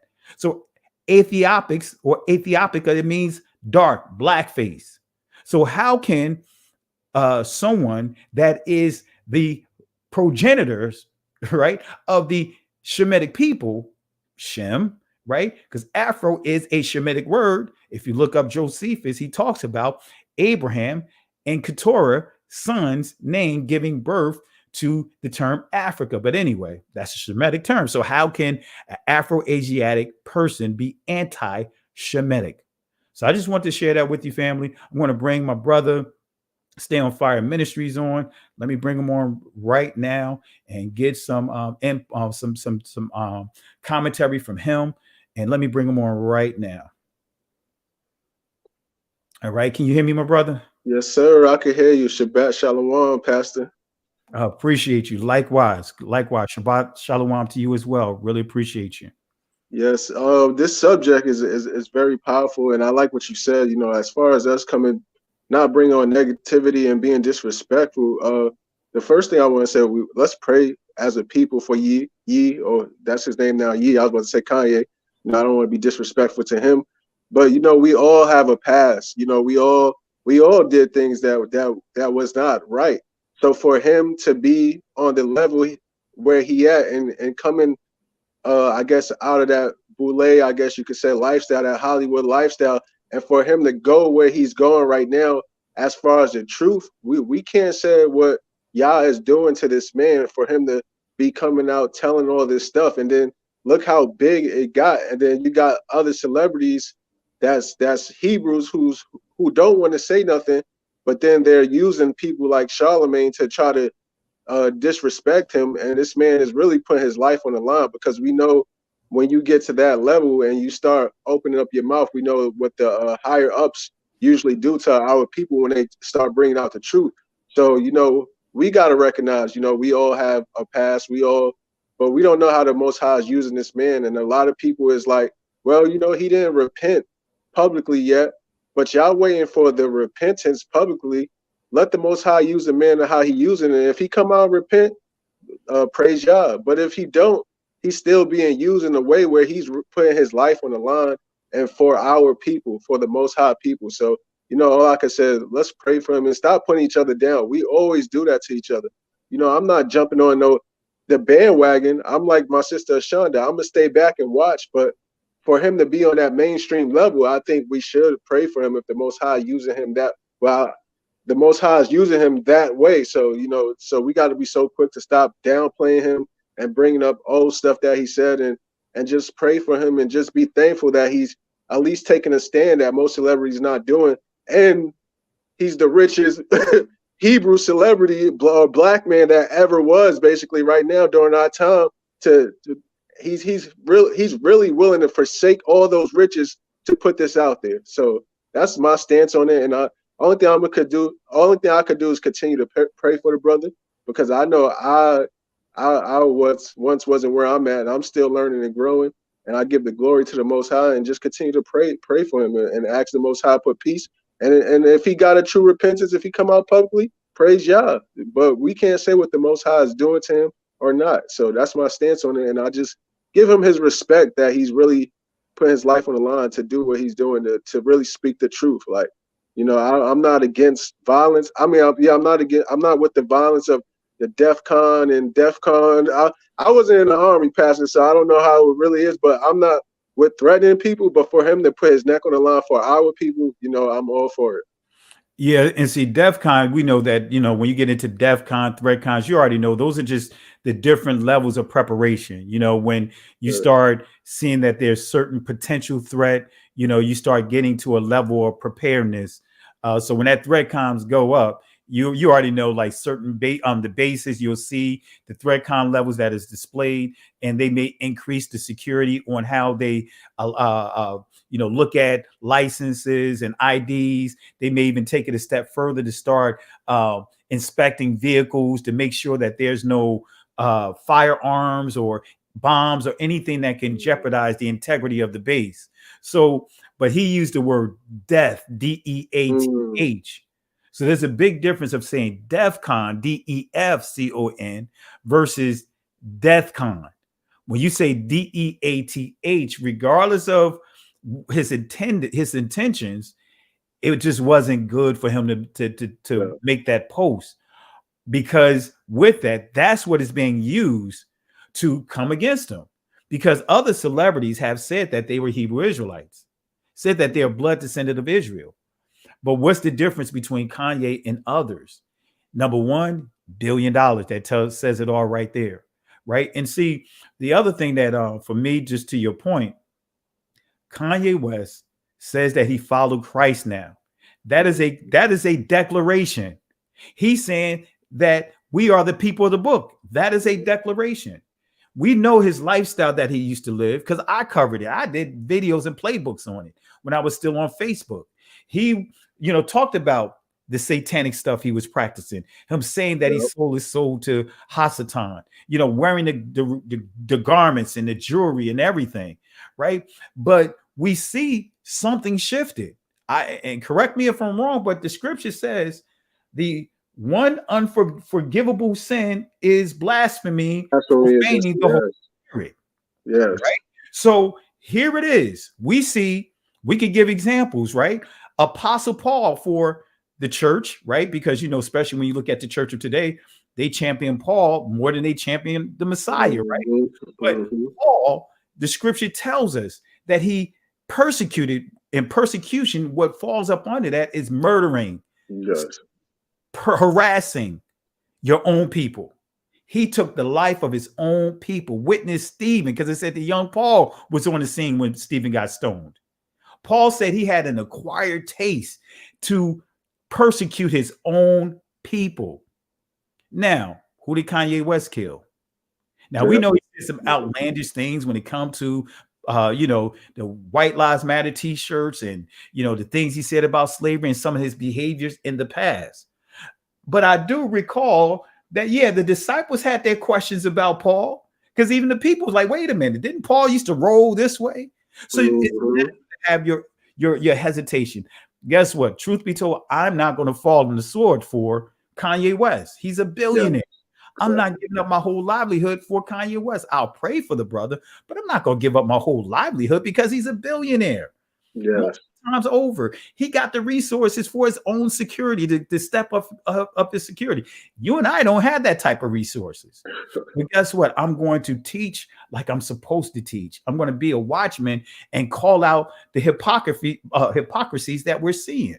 Right? I do recall that King David had his own soldier, captain of his army, took his life because he was trying to cover up his own indiscretions by sleeping with his wife.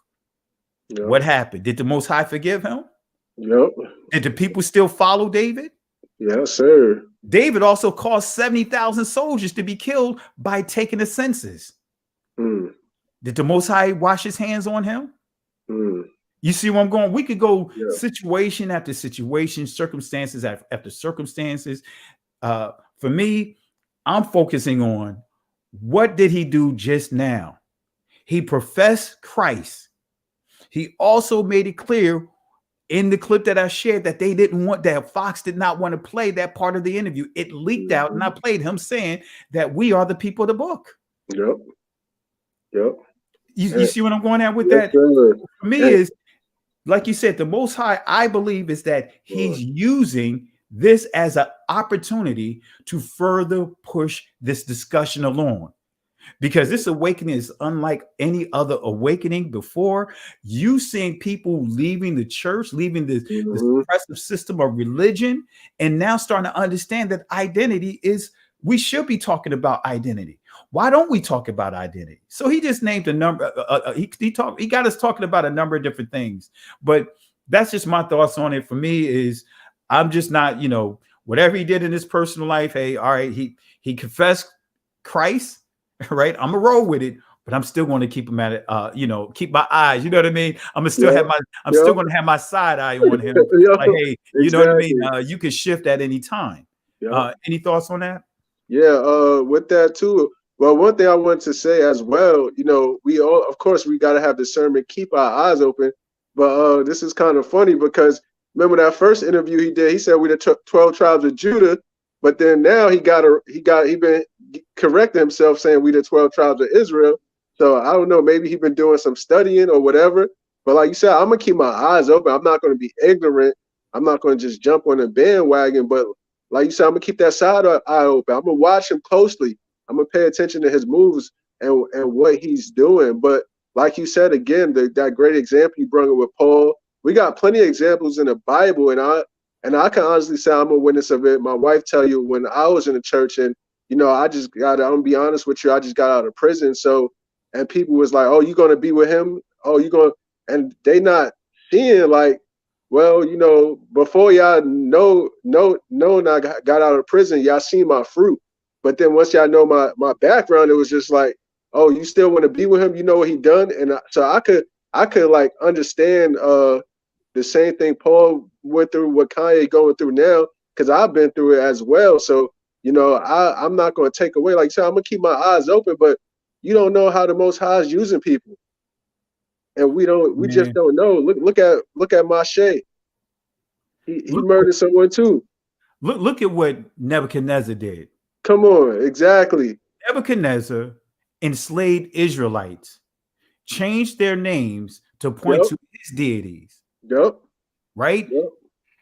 Had them eating food sacrificed to his gods. Right? Isn't that the worst? So that he had our people eating pork, eating foods that was declared to be unclean by the Most High. Yep. And that's why Daniel and his friends took a stand, said, we are not going to, poison ourselves, profane ourselves. We're not going to compromise. That's what it says in Daniel, purposed in his heart that he would not defile himself. Yep. But guess what? Nebuchadnezzar did all kinds of crazy stuff. Remember when Nebuchadnezzar even built up a statue to worship him? Yes, sir. And he understood the influence of music, right? Hey, when you guys hear the music play, you guys bow down and worship him. Yep. He did all of this. He even stood on his palace, similar to David, and gave himself the credit for all what he accomplished. And what happened? He turned into a wild man for about 7 years, like an animal out in the field. But once he came out of all of that, what happened? He gave his life to the Most High. Yeah. He recognized the things that he had wasn't of his, but it was of the Most High who put him in that position. You see him going at with it, right? Sir, yes. I'm sure everyone had their eyes on him, yep. right? Because of his change. But guess what? He still moved forward. The Most High received him. Yep. Right? I have a past. You have a past. Every last one of those that are watching has a past. Some, even though their stuff not public like Kanye, may be far worse than Kanye. Mm-hmm. But the thing about it is, we get on our own people harder than anyone else. Yes, we do. Some of the things that we see happening, look, that's his business. If he say he got it right with the Most High, I'm gonna keep my eyes on him. But the key is, what does this stuff with Charlemagne the God and some of these other entertainers, men, what does that have to do with talking about a man's reproductive organ, comparing it? What does that have to do with the discussion? Because they know that we are itching ear people. Yep. We get caught up in that type of gossip. If you Google it, you'll see 90% is men talking about it. You don't see women talking about it. So that tells you where we are as a people.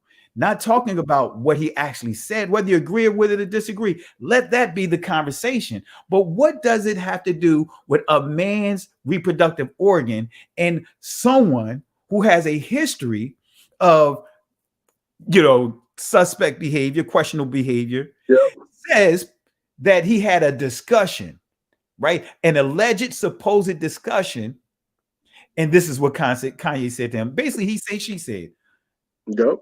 And now people are running with it as if this is actually true. And guess what? Whether it's true or not, what does that have to do with the discussion? Exactly. You see what I mean? And anyway, I'm sorry. I know I'm going on a little tangent here. No, that was good. I just want to say too, I'm not going to be on long, but as a people, we need to really come and stick together. And like you said, keep our eyes on you. You always want to make sure we're paying attention, but let's keep our brother in prayer. I have a lot of close friends as celebrities that I grew up with that's in the entertainment world, and I know a lot of things that goes on behind the scene, like you said, especially with the one guy you brought up that started the conversation, this gossip about Kanye. Me being from New York City, I know a lot about the brother. He been in some scenes that's basically ungodly. That's abomination. So I know some of the things that they do behind these closed doors. So, like I said, for Kanye to come out like this, for Ye to come out like this, and just sticking, he didn't go back down from his word. He stick to it. He just apologized for anybody that he hurt, but other than that, he stick to his word. And for him to do that, we know what the higher ups do to people in that situation. So we just got to pray for protection for this brother. And we got to stick together as a people, man. We got to stick together as a people. We got to come together. Let's not get caught up with the gossip and things like that, because if we believe the scriptures, we know Babylon is falling. It's right there at the door. So we should want to come together more as a people, because that's our problem. We put each other down so quick. A quick example of me being from the hood, you can relate to, Pastor. but sometimes we would have black celebrities come to the hood and they would rob them. That's right. They would rob them, but then a white celebrity come, or maybe a government official come to the hood. It's always love. It's like they treat them like they were some type of god. Man, I remember because I grew up in the 80s, right? You know, the 70s and the 80s, and I remember New Edition, where I'm from, where I live at. New Edition declared that they will not come to our neck of the woods ever again because they got robbed a couple of times. LL2J got robbed. You know what I'm talking about. Yeah. A lot of them stopped wanting to go perform in certain areas because our own people would rob them. Like you said, pull them off the stage. Remember, LL got pulled off the stage. If you were down, you know, back during the 80s, he got pulled off the stage. He got robbed, pulled off the stage, took his jewelry and everything. Wow. So we'll do those things, as, like you said, to our own people. We'll target our own people. And that's what this disappointing about this whole situation is, looking at the responses of our own people. You know, Kanye, yes, or Ye, as you pointed out, can he sharpen and tighten up his messaging? Absolutely. And all of us been there. I know when I first transitioned, right, our ministry over, I was, man, I ain't gonna lie to you, man, I was going hard. Yeah. And I had to really find a balance, right? In the balance of how to communicate identity in our heritage, with making sure that I understand that the people understand what salvation is. You know what I mean? To where so I'm not compromising salvation, but giving an understanding of when Christ says he's coming to bring salvation to the lost sheep of Israel. Guess what? What covers under what's the umbrella of salvation is not just to restore our soul, but everything that we lost. That's what salvation is. It's not just you know, when the woman, it says the woman that touched him was made whole. She was healed. She was made whole. What that means is that in every aspect of her life was restored. Not just her body restored physically, but the things she lost in the process. Relationships were repaired. She can now go into the temple and worship.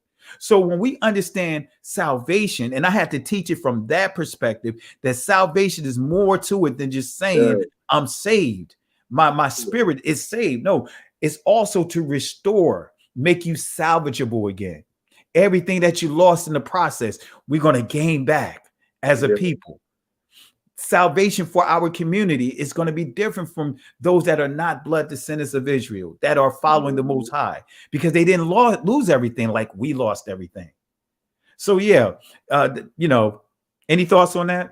Yeah, that's crazy. You just brought that up, because the Most High, he just revealed that. That's one of the reasons me and my wife we left the church, because it's like, all right, we know Christ, you know, he died on the cross, rose 3 days, blase, but we had a feeling it was something more, like, and I was just studying, and then we've been reading Deuteronomy 28, 1-14 of blessings.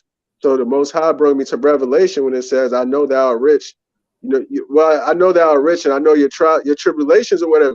And he said, think about it. I came to restore y'all back to these promises that the Father made to my people, which is the lost sheep of the house of Israel. And it makes more sense now. If you think about it, logically, it makes sense. We lost everything. You know, our disobedience brought us to where we was at. And he came to not just die, but for our sins, and bring us back into following Torah, the commandments, but also to restore us back to the blessings.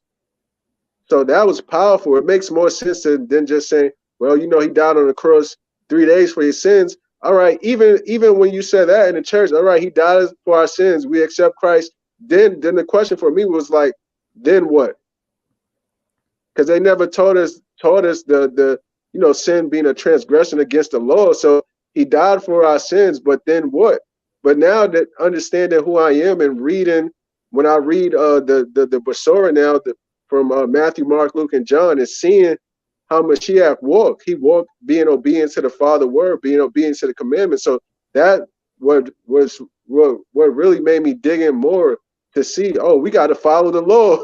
We got to follow these statutes. We got to follow these commandments. And then to understand too, when we following that, he said, I'm gonna bring these blessings upon you. So it's like, wow, like, and to just being like so blinded to the fact, because I used to be the ones, oh yeah, you know, he died on the cross for our sins, and everything is nailed away with, and that don't make no sense now if you think about it. So yeah, like you just said, you know, he came to restore us so we could be whole again, so we could walk in the ways of what Yah wanted us to walk us in, keep the commandments, and then be restored back to all those blessings. So everything we lost, we're gonna get back. So that's my thoughts on it, and that's, you know, that's scripture. So I'm just thankful that he chose, he put us to be a part of his remnant and to see the awakening right before our eyes. Absolutely, absolutely. Don't go anywhere. Stay on Fire Ministries. Yes, We got Varnished Sword who just joined us. I want to say peace and blessings to you. Let me unmute you here. How are you this evening, Varnished Sword? I'm doing great, brother. How are you? I'm blessed. I'm blessed. Any comments you want to share about the topic that we're discussing this evening tonight? Yeah. I wanna try to pick your understanding to a possible angle that you haven't looked at with this Kanye West dude. I'm not to overly disparage him, but if you really analyze the things he's saying, he is bringing more confusion to the movement than anything else. Now, back in 2018, he tweeted out a statement that was profoundly ignorant. He said, have you guys heard of the 12 tribes of Judah, the 12 lost tribes of Judah? I heard 2 of them were black. You have to be very ignorant to make a statement like that. To even say 12 tribes of Judah is profoundly ignorant. That means you're too intellectually lazy to even have a surface grasp of the things you're going all over the world trying to spew. Then he said, I heard 2 of them were black. And he's saying the same thing today, 12 tribes of Judah. And here we are 4 years later, and you haven't even did a cursory study of anything. And then you say we are Semitic also. See, that also is a trick of the devil. So all he is doing is perpetuating the lie that the imposters are in fact Jews. And then even a greater lie that they're our people some kind of way, because now if we're both Jews, then they're our people. And so y'all got to stop being so starstruck to sit here and try to act like he's a spokesman, or some of his muddled, idiotic words are something you need to be trying to find some truth in. He's all right, hey, brother, let's unpack it a little bit, you know, because you and we'll go through each point that you just made. And I definitely understand your arguments, right? And for me, right, and I want to make it clear, this platform, we're not starstruck, right? What I'm dealing with and what Stay on Fire Ministry, we've acknowledged that he has not been clear with his messaging, right? When he started off, just to your point, Stay on Fire Ministry just mentioned what you said. He said 12 tribes of Judah. Well, it sounds like he progressed somewhat, but not in the, you know, not in a way like maybe you or myself, Stay on Fire Ministry, and others are teaching this truth. But he sounds different from saying 12 tribes of Judah to what he's saying here. I'll just play a quick clip. This is the clip that, again, that Fox News did not want to air. They literally cut out the interview. I'll play it real quick here. Planned Parenthood was made by Margaret Sanger, a known eugenics, with the KKK to control the Jew population. When I say Jew, I mean the 12 lost tribes of Judah, the blood of Christ, who the people known as the race black really are. Now, he said the 12 lost tribes of Judah. Now, I'm going to say this, and I know you understand where I'm going at with this.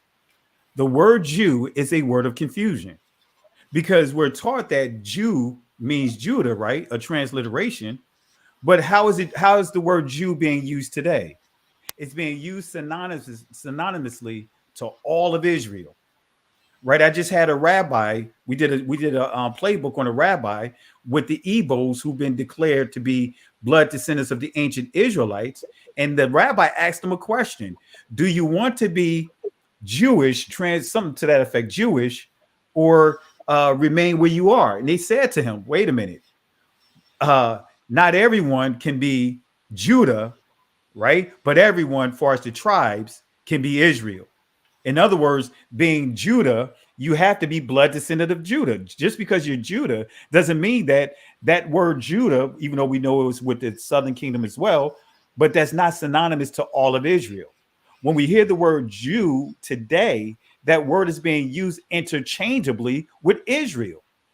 So that's when I hear that, that's what I hear. And you may hear something different, and I'm not knocking what you hear, but that's what I hear. And I taught a lesson called words of confusion, because that word Jew is a word of confusion, just like the word Semitic, the way that it's being taught with the secondary meanings added to it. So I just want to just share that portion of it. And I understand where you are with it of, hey, he should have some type of growth from the beginning of where he first started to where he is right now. And like I said, again, what I'm asking is why is his words even important? We're the only race of people that are looking to buck dancing entertainers, especially ones who have taken on right-wing talking points every chance they get, have come out sounding like a babbling idiot every chance he gets. And we want to look to his words as some kind of breakthrough in our movement. He is still saying 12 tribes of Judah, whether or not that meant Israel or one tribe. He's saying 12 tribes of Judah. Judah never meant Israel. Maybe Jew mean Israel. And actually, I'm a beg to differ with your point. Even in the scripture, the word Jew in the New Testament had indeed came to mean all the 12 tribes. That word had taken on all the tribes even at that point. Some words take on different meanings over time, just like Passover took over the Feast of Unleavened Bread. The whole thing began to be called Passover. Well, I encourage you, and I understand your point clearly. When it says Jew and Gentile, it wasn't saying only the two tribes. It was talking about all of Israel. That is the demarcation. Only two type of people, Jews and Gentiles. So that's biblical. That rabbi didn't know what he was talking about, brother. Now let me give you clarity on that, and we could do this in another discussion, because I don't want to take away from what we're talking on the main discussion here. But when you see in the scriptures in the New Testament per se, when you see Jew and Gentile, we can start with Romans chapter 8, when you see Jew and Gentile. When you do the proper hermeneutics and you see the scriptures of reference, right? Because you see Paul is dealing with Israel, right? Giving a history of Israel. Jew and Gentile in that text actually is referring to the northern and southern kingdom. I'm not saying everywhere you see Gentile is referring to the northern kingdom, because it depends on what words you see and how it's used. But in that text, you see Jew and Gentile.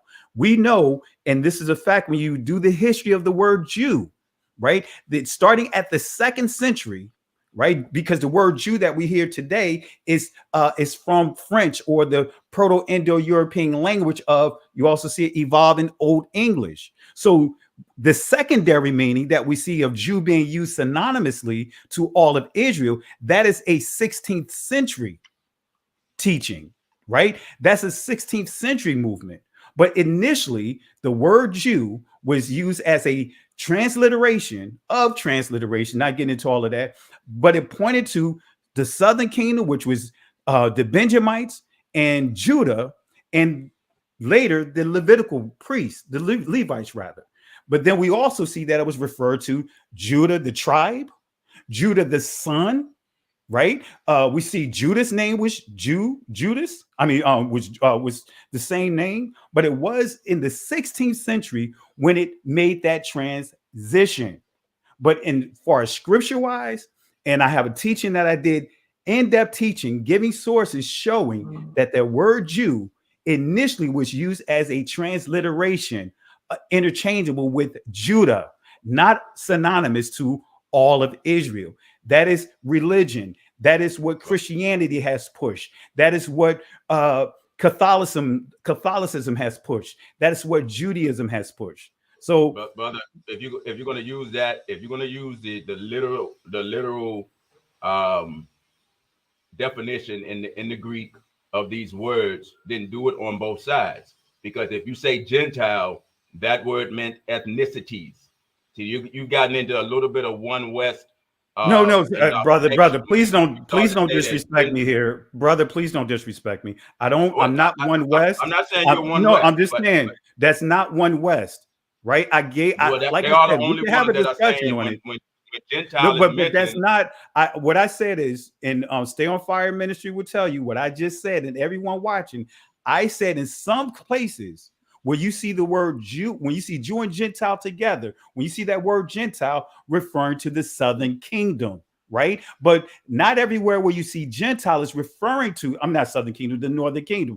Not everywhere where you see the word Gentile is referring to the exactly Northern what one Kingdom. West says. Brother, that is verbatim. Brother, you insulted me here. All right.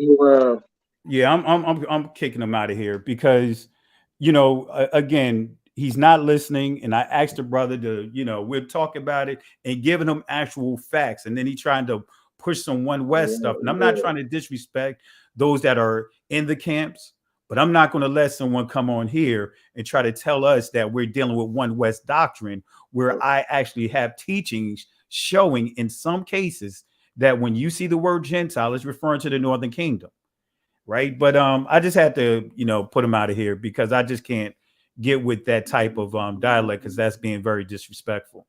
And I don't want to be disrespectful to the brother, but obviously he wasn't listening. None of our points we just said. One, we not starstruck. We made it clearly off of no celebrity or for anybody. Two, I don't look for Kanye to get a word from. I get the word from the Most High, and out of the word itself, and I thank the Most High for putting elders like you and a few other elders in my life. But at the end of the day, the word tells you to study to show thyself approved. So I just want to make that clear to anyone on the line. But I don't want to just I don't want to disrespect the brother, but the brother wasn't listening to none of our points, to what we were saying.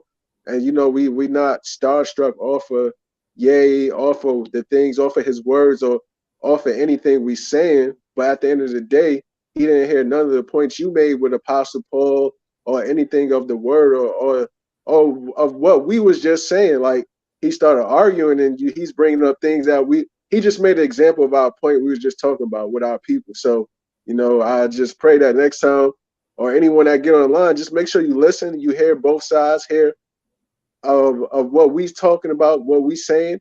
So it won't be none of that stuff that just happened. So that was like, wow, that just proved the point.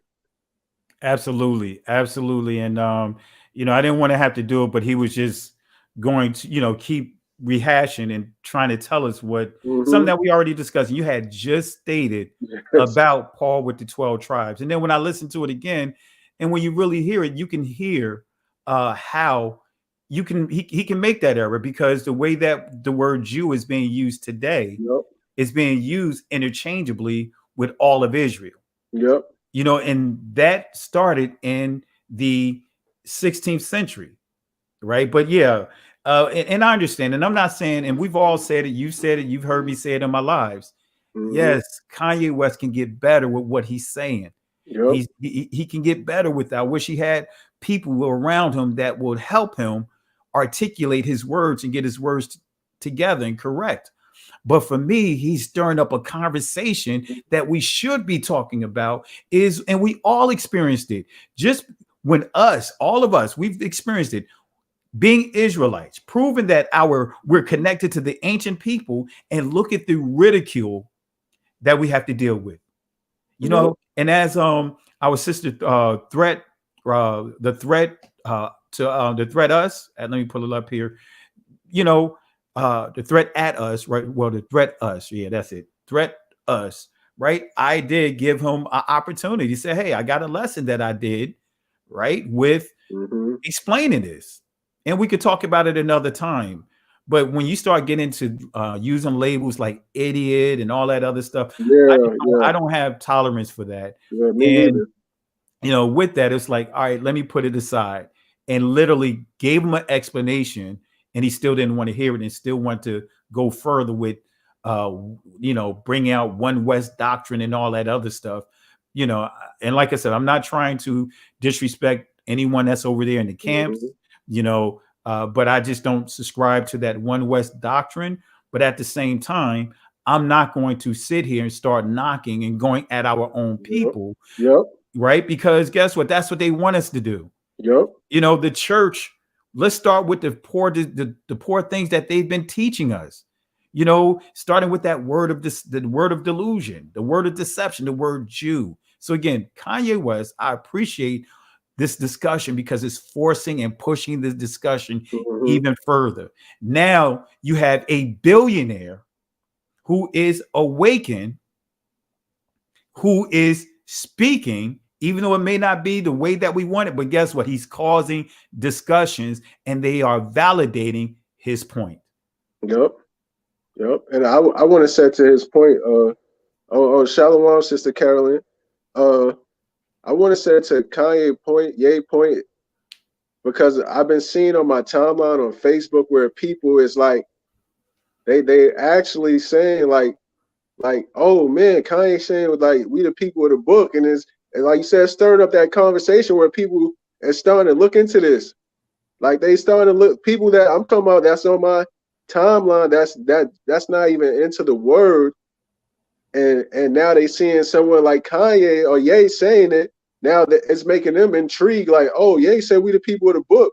So that's where his celebrity status coming at on people like that, people who don't know, because now they're going to start looking at people maybe like you and me, Sister Carolyn. Man, y'all been talking about this on y'all Facebook for a long time. Wait, what Ye's talking about? So you just never know how the Most High using people, because people are shocked. Like I had a cousin, she just did her DNA test, and before she even put the test up, I told her exactly where her DNA came back, and everything on the test came back to all the countries. It came back to Ghana, some other, I forgot the other ones, but everything I told her, she was like, "Wow, cuz you right." So she was just mad, like, so I'm not American. I said, well, they already gave us a clue as far as calling us African American. So there was something there that that I've been trying to tell you for a long time, but people are shocked. But someone like Ye saying what he said, a lot of people that's still into, I guess, the world activities and this Western culture or whatever you want to call it. It's going to wake a lot of people up to really start looking like, oh, hold up, what Ye talking about? And that's what people doing. People on my timeline is like, hey man, wait, I don't care what y'all say about Ye, him sounding crazy. He put a lot of truth out there about the Planned Parenthood, but hold up, he's saying we the people of the book, and I always had a feeling. So he's stirring up a lot of conversation to get our people to really starting to look in and see what he's talking about as far as us being the people of the book. So hey, I'm all for how the Most High going to use us to wake our people up, and I'm not celebrity or starstruck about it.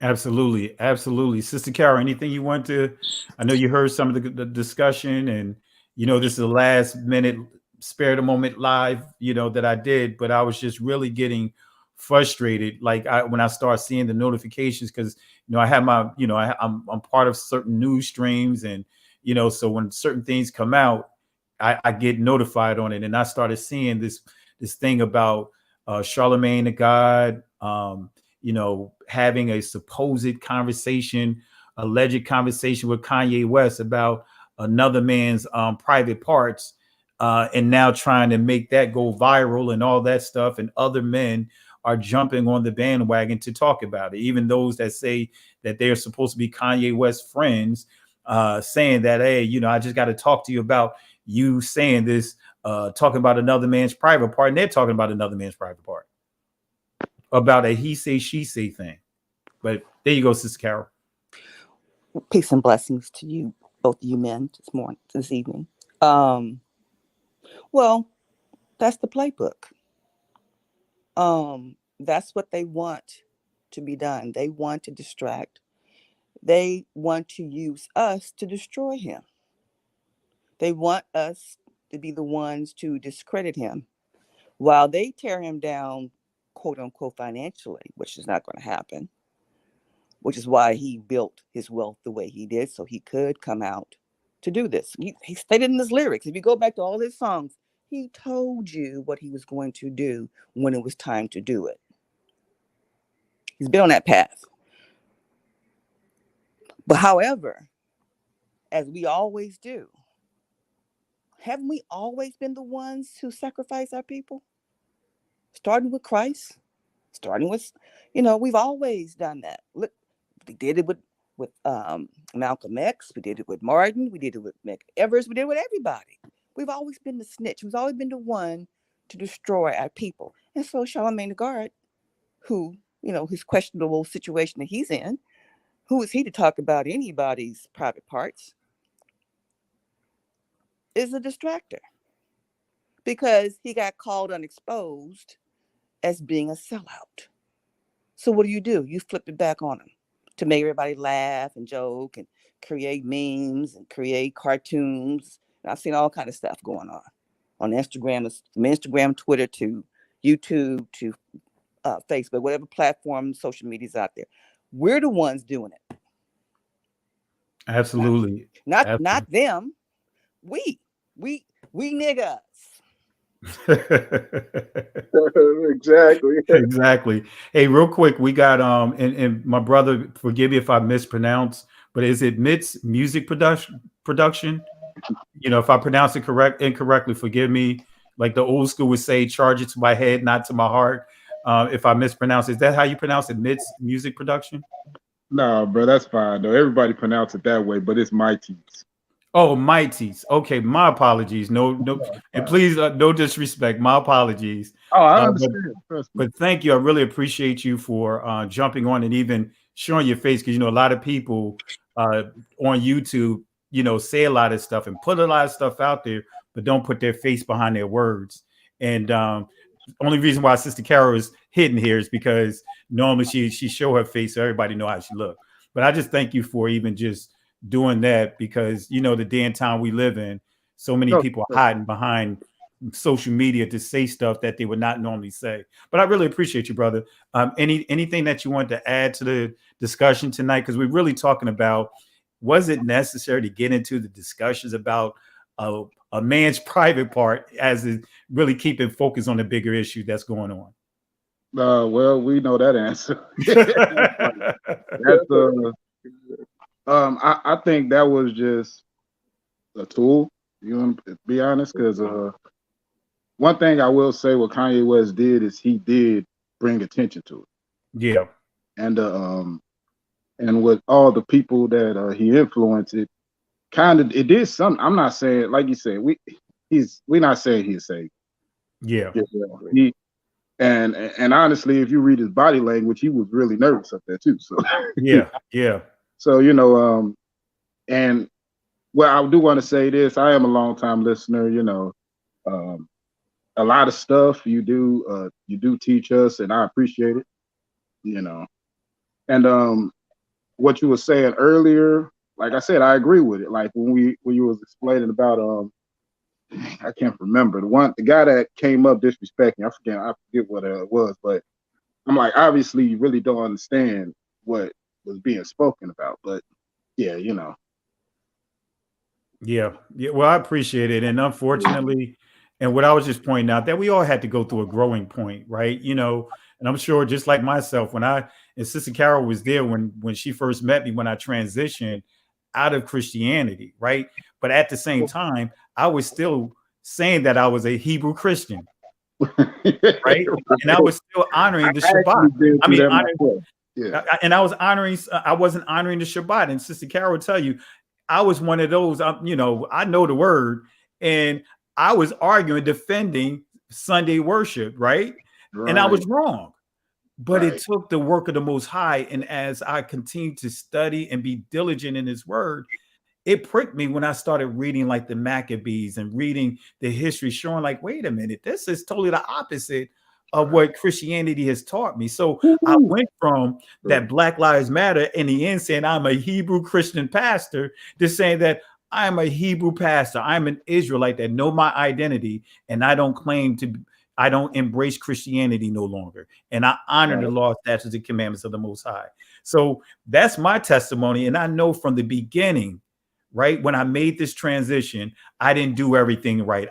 Not everyone agreed with what I had to say, but I still had to go through a learning process. Here's the kicker: as a pastor. Now, that's the hard thing. How many pastors are going to say that they were wrong? I repented to our assembly, said I was wrong about some of the things that I taught you. But the Most High winked at my ignorance, right? And now that he brought that to my attention, where I needed to improve and study, I repented, and we've shifted ever since. Yes, sir. Yes, sir. And then one thing I do want to say, I know you mentioned how you got roots in the Kojic church. Me also. So when you talk about the fervency, that's one thing about Kojic church. I don't give a care what you come at them with. They will defend it like crazy. But I went through that period where I got tired of the same 10 messages like yearly. So I'm like, it's got to be more to the Bible. So yeah, I went through that growing process too, and it did start with that with Pastor Dark. To be honest, funny, he listening to his message like sparked it, and that's where I went from that to I'm a Hebrew Christian. It was the same process for me. Well, not exactly, because I was a minister in the Kojic church, but I got tired. Hold on, but I got tired of it, and I got tired of the process because we know, like the Kojic church, you got to pay them dues, and when it comes to being a minister, it's not really about what my part of the denomination. It wasn't really about knowing too much. It was more like when you're respected by your pastor and when you gain a rapport, you can get you can become a minister. But it like I said, I got tired of the same few messages, that come around every year, and it just didn't make sense. I honestly got tired of prophecy too, because that's another thing that was in the area where I am in the Kojic church. It was big. Like, people went to church just to hear somebody prophesy, until this one particular guy prophesied to me, and it just made me angry because I got tired. I'm like, dude, you lying. Just to be honest, it was like, then right there, I talked to God. I said, God, I don't want another man to prophesy to me again. He actually showed me how to avoid that. That's another story. But I got tired of it, and it just seemed like the same monotonous process. But no, that was like 2016. I think it was around that time. Mm-hmm. But yeah, that's when the journey started. Wow. Powerful testimony. And we'll do this again next Saturday night. And I definitely would like you to come on and share your testimony, because I know when I talk about Kojic, some people like, oh, well, they can't really understand, but you understand, that lifestyle, how they are, you will fight stuff to the end, and it's almost like mob, for as certain families are in certain places doing certain things.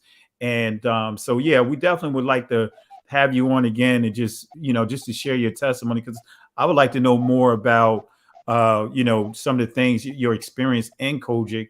And for me, like you pointed out, and like the things that we would do is rapture practice. And I was like, wait a minute, rapture practice? That makes no sense. And when I start understanding what the word rapture truly mean, and we're sitting up there like rapture practice, and all of us shouting out hallelujah, like, wait a minute, we're celebrating and asking to be raped and kidnapped, so I really appreciate it. And thank you for your inputs. I'm gonna allow, we got another person that jumped on, and if you want to stay on, you can. If you want to drop off, that's up to you. You can jump back on if you choose to. If you hear something that's stated and you may have missed a point that you want to make, one way or the other, the link, you could jump right back on. But next Shabbat, or after the Shabbat next week, we'll have a discussion. I want to get you on and to share your testimony of making that transition.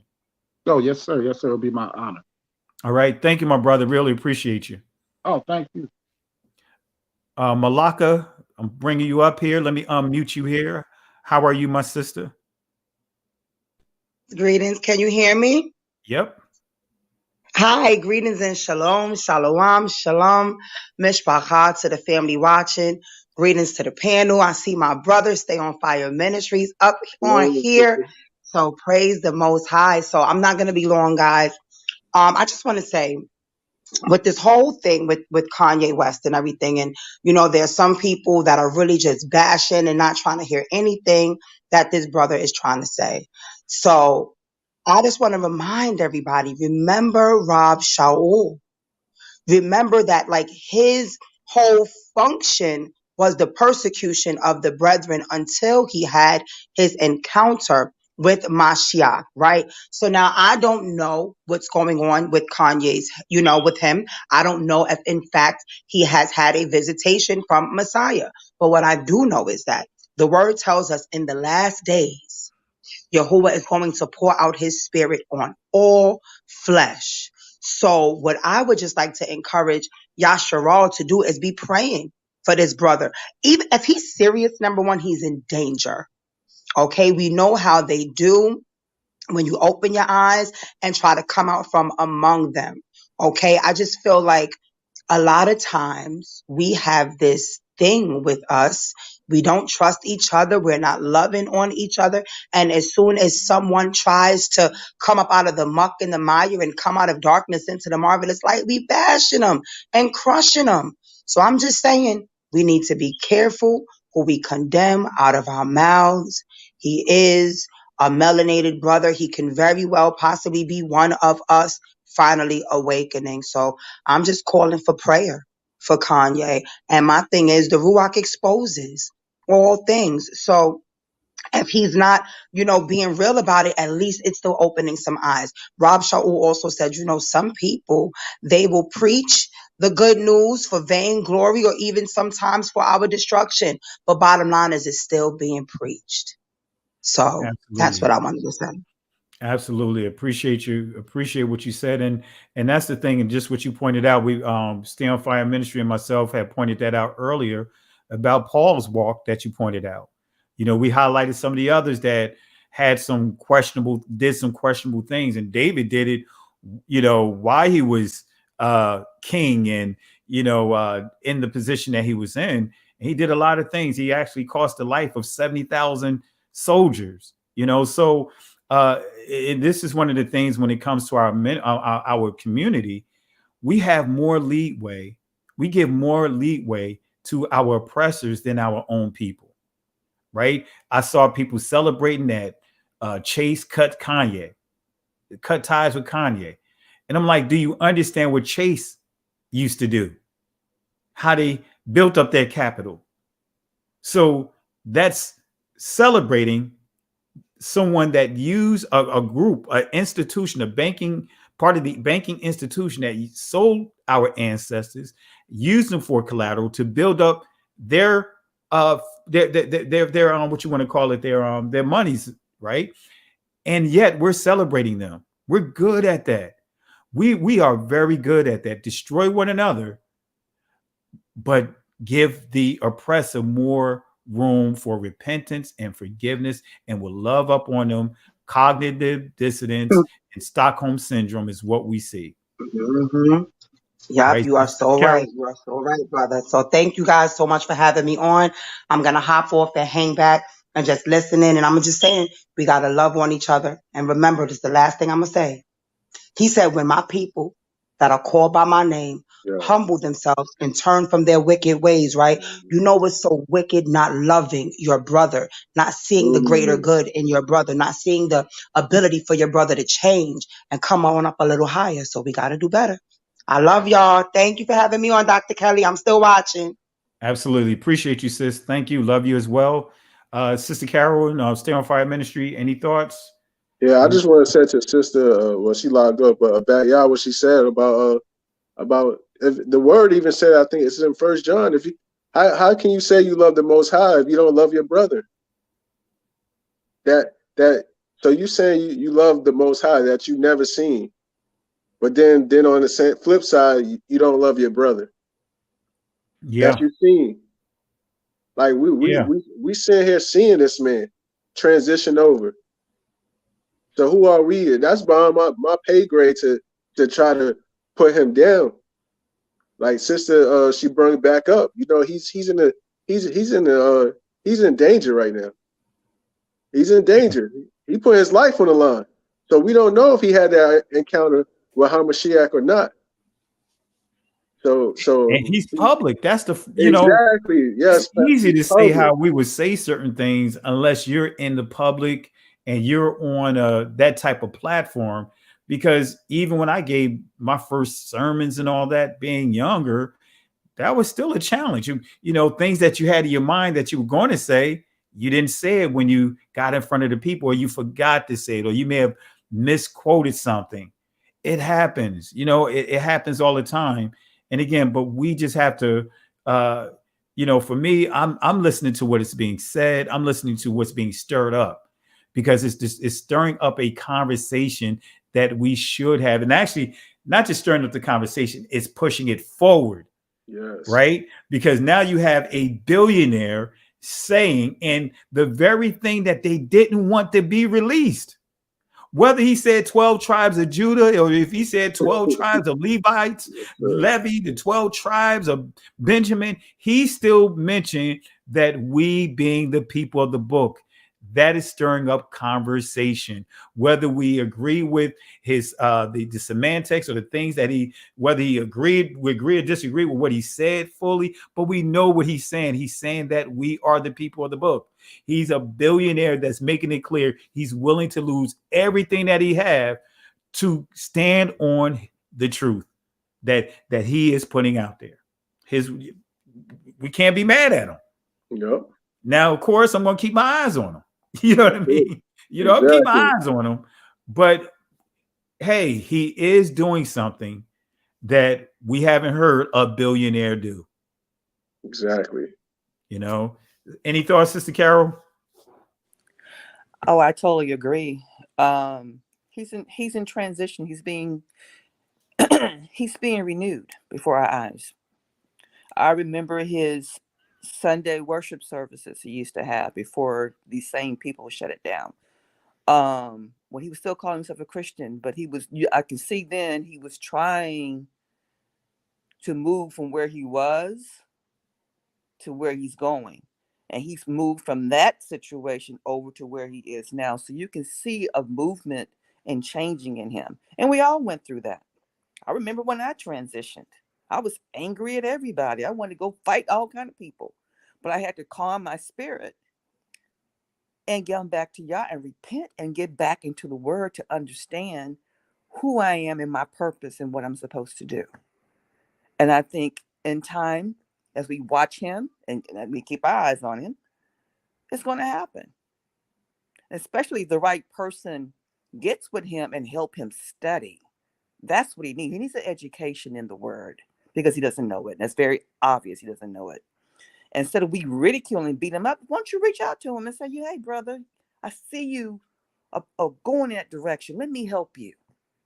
Let me teach you Genesis. Nothing else. Let me just teach you Genesis. And help him understand the genealogy of who is who on this planet. Because everybody in Genesis 10 is all on this planet. And I guarantee you, not one Negro know them all. Come on now. Not one Negro walking around here know them all. Had a fool. I'm gonna not say I mean this very much because he was acting very foolish. Told me I was committing there's no such thing as Eber. Yeah, that's what I said too. But that's this foolishness and ignorance that we have in our head that we don't want to let go. We believe anything else except that, and just ask ourselves that. You know, and the most craziest thing of all, Christ is a Hebrew Israelite. We keep forgetting that. Exactly. He's a Hebrew Israelite. Exactly. So how are you gonna call yourself a Christian? He didn't say he's coming back and save no Christians. Where's that in the book? Where they do that at? I'm just talking like that. Where they do that at? That's true. He said, I'm coming back to my people. But who are your people, Christ? Who are your people? Exactly. Exactly. So again, and I want to make it clear that are we saying that we 100% are in agreement with every statement that Kanye has made? We all express No. that we're not. No. But what we are appreciative is this discussion. Yes. It's pushing the discussion even further along. And for me, I just want to call out the hypocrisies, right? You know how it goes. Once I get past 2 hours, I start making up words, Exactly. right? But the hypocrisy, I'm saying hypocrisies among our community of what we're seeing on display with these men that have big platforms in this entertainment industry, wanting to humiliate him with shifting the narrative, as Sister Carol pointed out, with this foolishness about someone's manhood, the size. I'm like, man, I don't, back in the day, we'd be like, and you from up the way, we'd be like, man, what are you talking about another man's manhood? Exactly. That's like a guy going to another guy saying, I look better than you. You looking at him like, what? What? Yeah. Side eye look. Yeah, it's for the women. You know what I mean? I don't Right. care what do you think I look like to you? It has absolutely no bearing on the conversation. None. He didn't address none of the conversation, none of what Kanye is saying, and others are jumping on that bandwagon and talking about a he say, she say supposed conversation. Yep. Because there's no videos. He said they had a conversation and Kanye said this to me. Call him on the phone and Exactly. talk. Right. Exactly. You know what I mean? That's like living color. The spirit of what's her name, Sister Benita Butt Real. Yep. Yep. You ain't here for me because I ain't the one to gossip. You know what I mean? It's like, who cares about that stuff?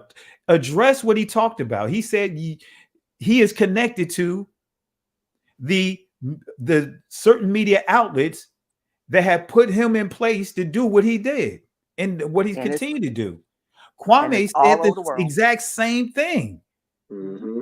Remember, because Charlamagne and God brought up stuff about his father that had nothing to do with this situation of what he was dealing with Stephen A. Smith calling him a bust. So he jumped in it and made himself look silly about trying to bring up what his father had done, what his brother had done. It's like, wait a minute, why are you bringing this up?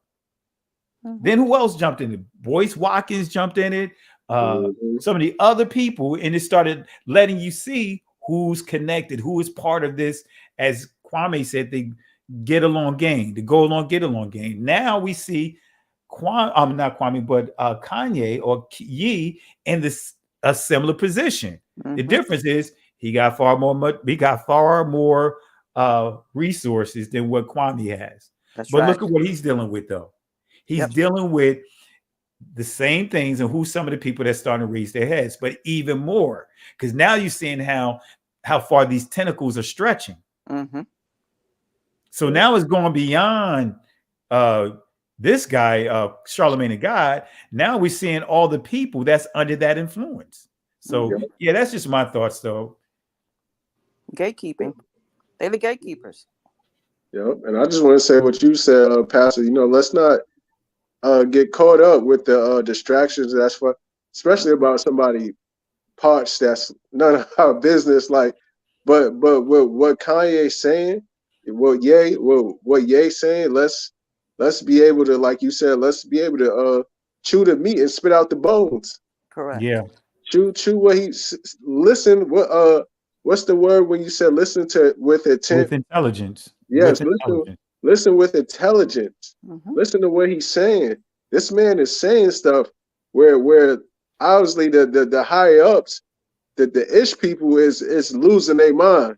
And I think I didn't listen to Jay-Z album, that 444 album, but it was a brother I listened to that he was saying about, like, when you listen to his album, he was giving away a lot of the ish people's secrets in that album on how to get wealthy. He was teaching our people how to get wealthy in that album. And I'm like, wow, I never even listen to it to realize. But I was just like, so it's like Ye is really, he's out there, and some of these people like Jay-Z, you know, they give us little bits and pieces of it, but they not going to do what Ye doing. So just chew the meat. Let's not get so distracted with the way these ish people is using our people to try to throw him under the bus to buck him. And let's just listen with intent and with intelligence.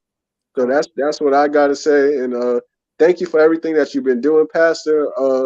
Sister Carol, I really appreciate you and your post on Facebook. It keeps my day going. But I really appreciate y'all, and I just want to say to the House of Israel, let's go out and, like Sister Y'all said, let us love our brother.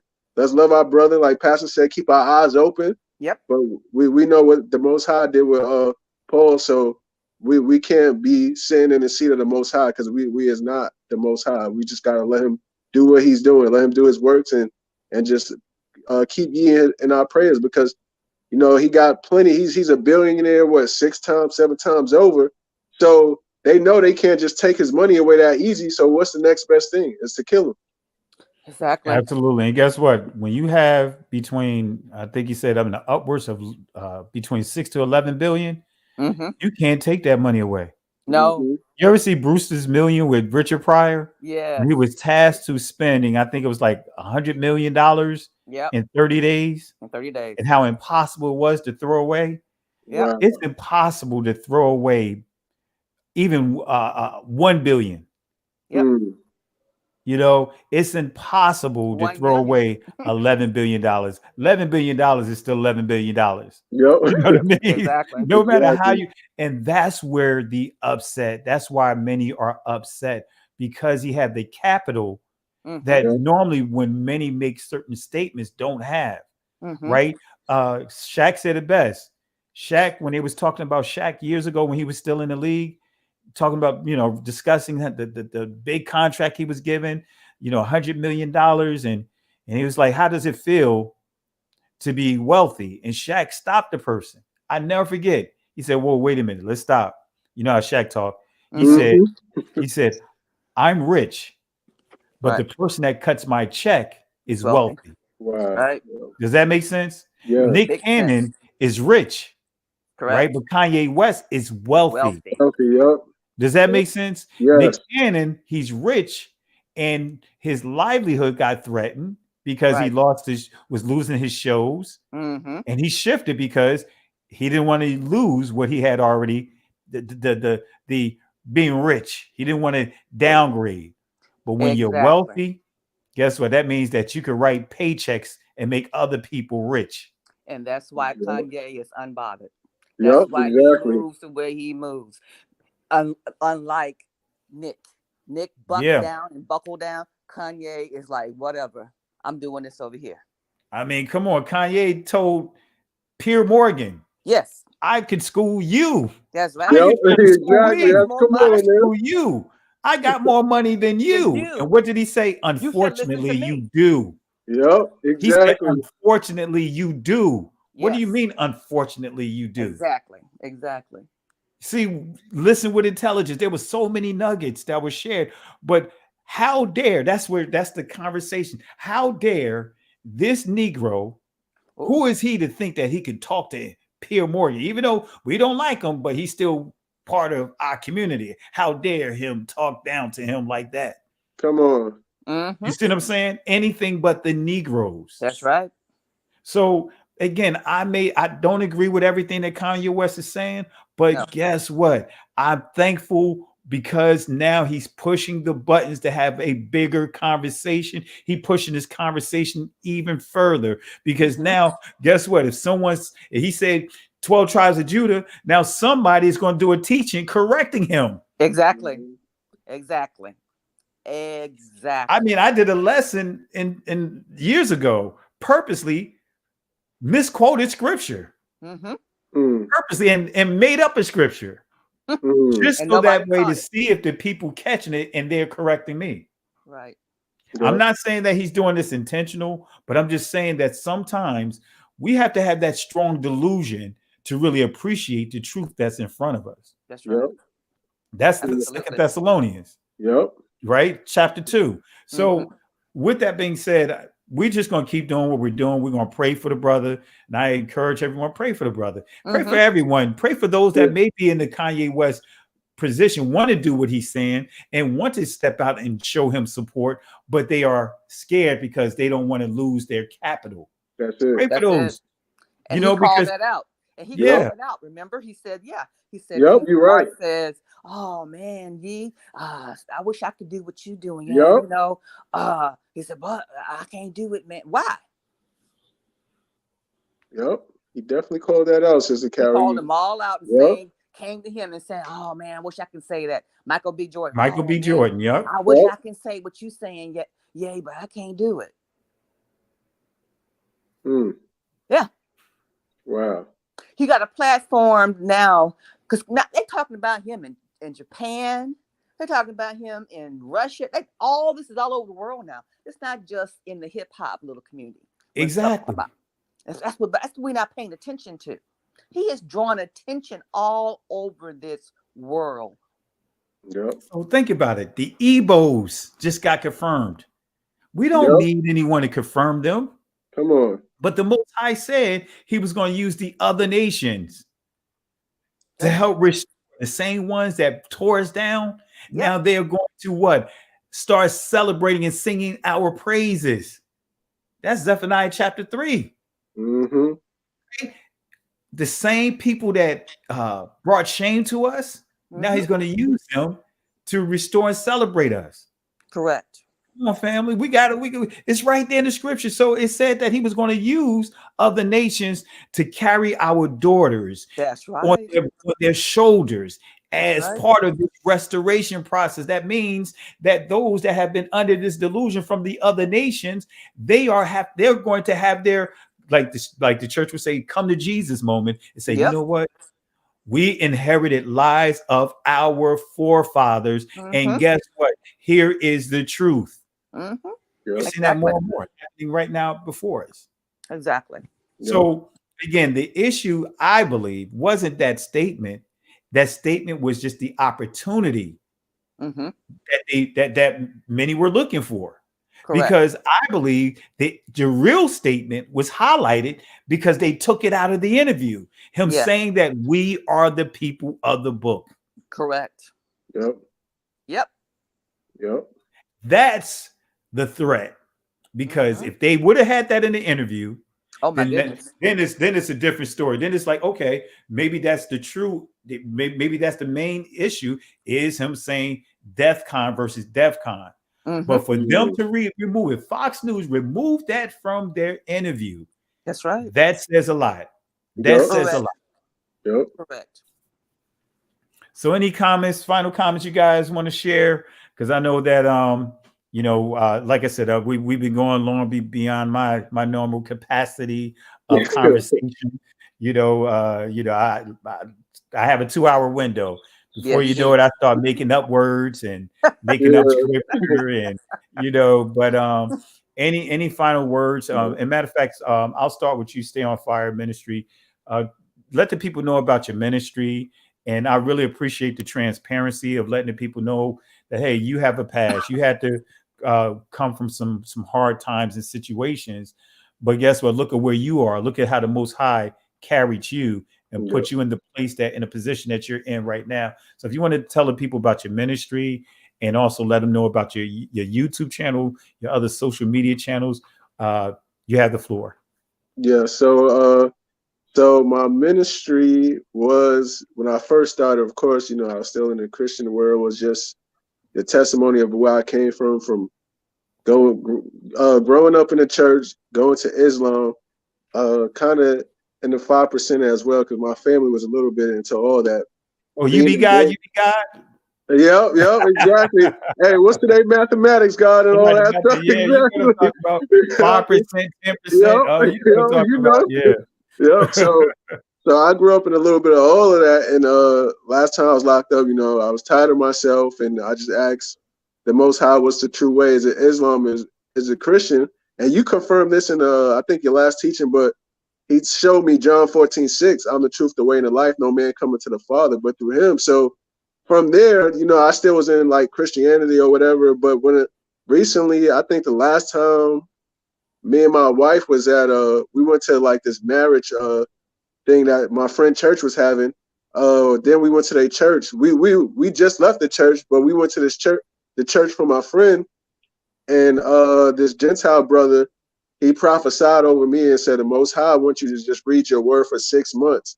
And when I did that, as like I started again, just reading more of my word, me and my wife started noticing the scripture sounded like it was talking about our people. And then that's when he started opening up, like the brother said earlier, Stephen Darby, the other brother from New Orleans, I forgot his name, Bishop Coleman, the one that be with Thibodeau.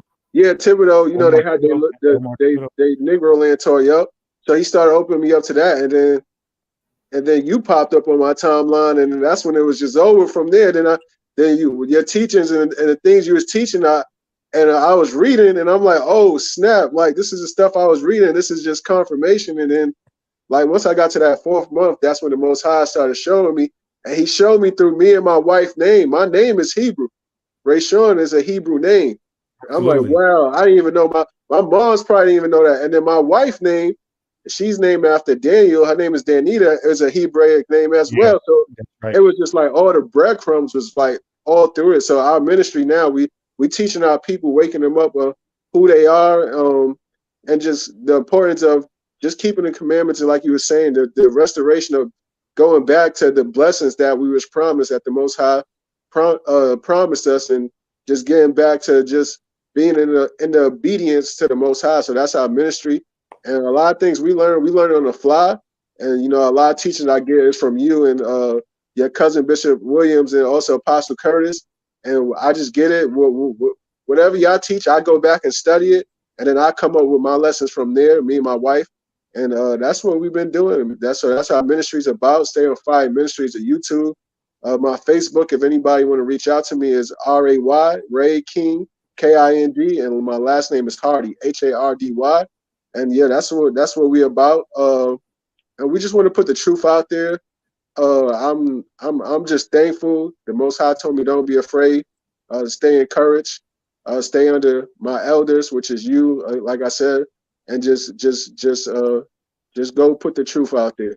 And like he said to, I think it was Ezekiel, either they're going to forbear or they're going to hear. So that's where I'm at with it. I'm to the point. I'm basically on my I'm putting the truth out there. I don't care how people feel about it. You know, at the end of the day, I just want to be a servant for the Most High. You know, I know my breath is not my breath that I'm breathing. Understanding how He made Adam, He breathed into his lungs. So this breath is not mine, and I want to put, as long as I'm on this earth, I'm gonna put the truth out there now. So that's what our ministry is about, and we just want to speak the truth to our people, and I'm big on our people coming together. So that's what it's about. So I'm humbled that the Most High is able to use me and my wife in that way. And for our short time that we've been married, we've been learning a lot. We've been through a lot, and it's all praises to the Most High how You've been using us. My wife is a prayer warrior, and I'm just thankful. I'm thankful for you, this platform. Again, you, Sister Carol, my elders, and everything that I've been learning from y'all. And like the word says, you know, we got to study ourselves, because like the brother who came on, he didn't hear nothing we said, and he was already going off of, hey, you know, Kanye said this so many years ago, but he didn't hear what I said in the last interview he had with at the Drink Champ. He said we are the 12 tribes of Israel. So there was something from them 4 years ago to then where it seemed like he'd been studying. And then like the last clip you played where he still said we was the 12 tribe of Judah, but he said us, the black people.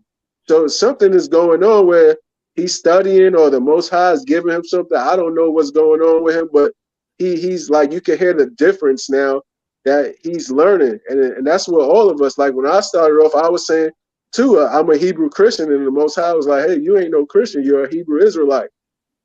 So, you know, we all going to learn, bro, and we just got to study ourselves. So that's what our ministry is about. That's what we're here for. We want to encourage each other, and we want to be there as brethren, sisters, as the daughters and sons of Zion for each other. We've been through too much to keep putting each other down. So that's all I got to say. And I just pray that we could just continue to come together and grow as a people. Absolutely. Anyone you particular or any group, anything you want to throw in the garbage can? Just everybody who's just put everybody who's just putting our people down. So just anybody who's going against us. Charlemagne the God, that's a perfect example. We're gonna throw him in the trash tonight. Absolutely, throwing him in the trash right now.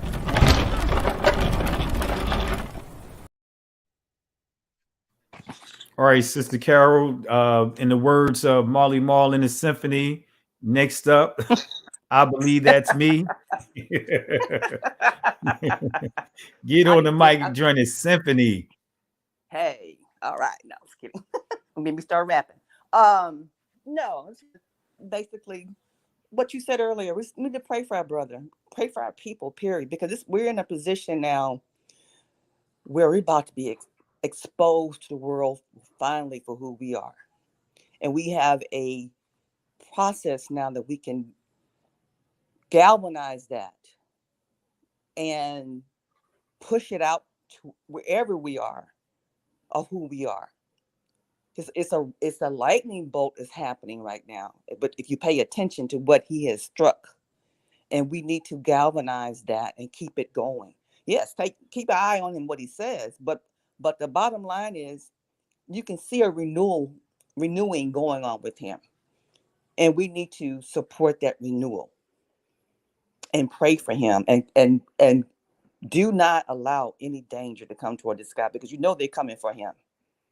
They're gunning for him whichever way they can. They can't get him financially, but they're gonna try to get him some other kind of way.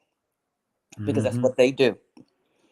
And we just have to stay prayerful for him and for ourselves. This is a dangerous time we're living in. You can see all what's going on with the financial markets is happening. We need to be preparing ourselves for whatever shift is going to happen, because another shift is going to happen. We are shifting again, and we have to be ready to do it, go along with it, and still stay strong and endure. We got to endure all this stuff. Whatever they bring out, we have to endure it. So absolutely. I just want us to pray, stay hopeful and stay faithful and stay in the word and stay close to Yah. Amen. Absolutely. Anyone or that you want to, or any group, anything you want to throw inside this garbage can here, give the can to. Just put all the gatekeeping Negroes. Put all of them in the trash can, because that's where they need to go. All right, here we go.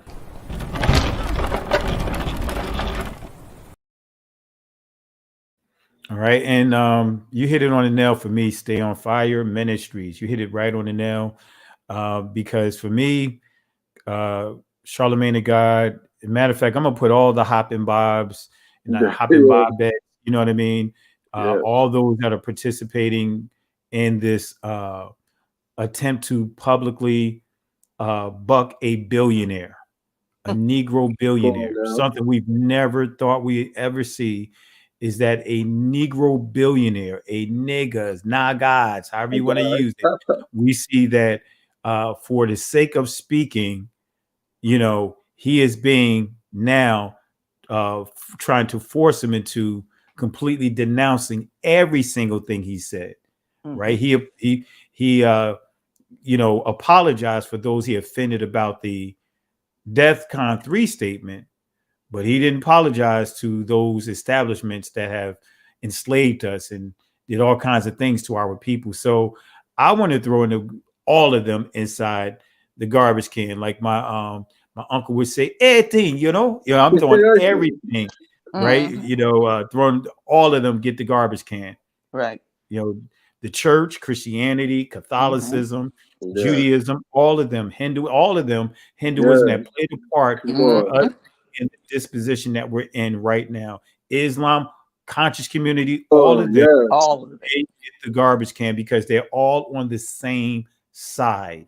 Exactly. And we've all experienced, on the level that we're on, not on the level that Kanye's on, but we've all experienced the ridicule just by being clear that we know who we are. We know that what our identity and who it connects to, and look at the ridicule that we've been subjected to. Mm-hmm. You know, so I'm going to give them all the garbage can.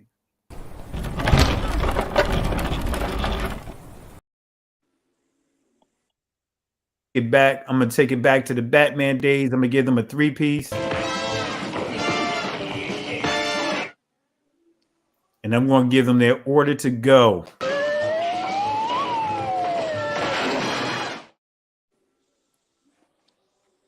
Well, family, appreciate you guys. And in the words of Moses, when he dealt with the children of Israel, because they were in a challenging time like we're in right now.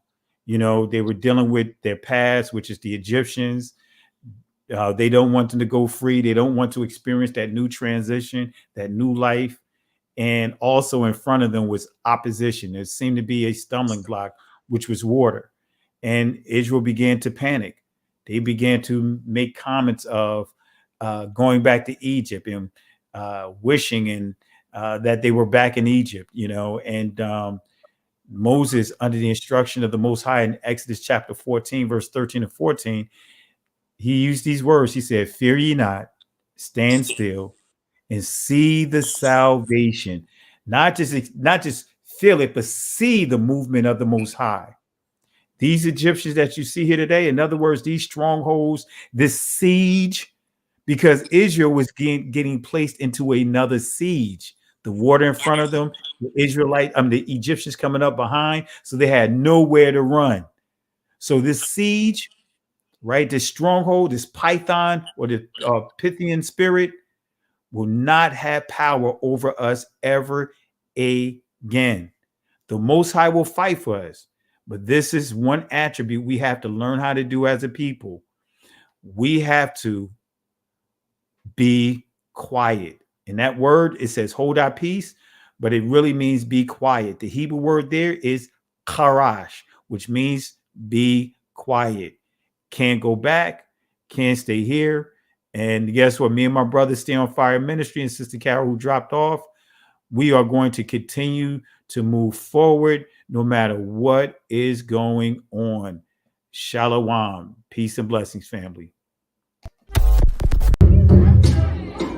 Listen, Genesis chapter 11, verse 10 explains the genealogy of Shem. Shem was a black man in Africa. If you repeat this back, Genesis 14, verse 13, Abraham steps on the scene. Being a descendant of Shem, which is a fact, means Abraham too was black. Abraham, born in the city of a black man, called Nimrod, grandson of Ham. Ham had 4 sons. One was named Canaan. Here, let me do some explaining. Abraham, Isaac was Jacob had 12 sons, for real, and these were the children of Israel. I'm so glad you're here because you can bring great clarity. Can you tell us a little bit about the Sephardic Jews and how they were scattered because they went west? I sure can. Because the reason why I want to is because a lot of them, and a lot of people don't know this, are in the Caribbean. They are. In the islands. And you're one of them. I know that. One of them. I know that. Because, you know, a lot of folk don't know that those roots are there. One of the first batches of slaves that came to Jamaica, they were the Sephardic Jews. It's documented. And they're all over the Caribbean, South America, Central America, and even the South Central United States. Wow. And DNA testing is a factor in all this now. The white man is enacting a story all over the world. We left our homes and flooded the world. We smothered culture. We smothered knowledge. We erased history and rewrote it our way. Myself, my grandfather is 100% Ashkenazi Jewish. Claiming to be Jewish, Ashkenazi Jewish is just a conspiracy. White men claiming to be of tribes of Israel when I'm Germanic. You know, I have no ties to Israel, no ties to Judaism. You know, it's a loosely written history that's been whitewashed over for centuries, and you know, it's the Renaissance. Oh yeah, right. You wipe everything clean. It's funny how exactly the Renaissance. It's this rebirth, but it's white rebirth. I think at the same exact time the Renaissance is happening, Columbus is sailing to America and committing genocide. There's only one true ethnic Jew, the Mizrahi Jew, because they are Africans, and if you read the original Bible written in Phoenician Hebrew, they're not. Jewish people are not Europeans. The modern Jews in Israel are Russians or Khazars to be precise, from Russia. I learned it from my grandfather that he was because he was an Ashkenazi Jew. Look on the outside edge of the pews. Look on the outside edge of the pews where you are. You see the different markings alongside the edge of the pews? They represent the different tribes that made up our congregation back then and spoke over 6 different languages among themselves. These were small tribes enslaved by larger tribes and sold to Europeans as they came along the African coast. One of the major languages they spoke back then was that of Aramaic and also too of Hebrew, which means the writings read from bottom to top. Assalamu alaikum. Which means peace be unto you. It's not a Muslim term. It's actually the same greeting which Christ gave into the disciples when he met them in that region. Most countries in that region read from right to left. Here in America, we read from left to right. That's why the pastors in the St. Glass window up front here are going in numbers 2 through 7 from the right-hand side over to the left, to the left, to the left. This is First African Baptist Church, the oldest black church in North America. The building built by slaves. The gentleman that laid the first brick laid the last. The balcony hold pews that actually were built by slaves. They have the oldest information in this building. That information is written in cursive Hebrew writing.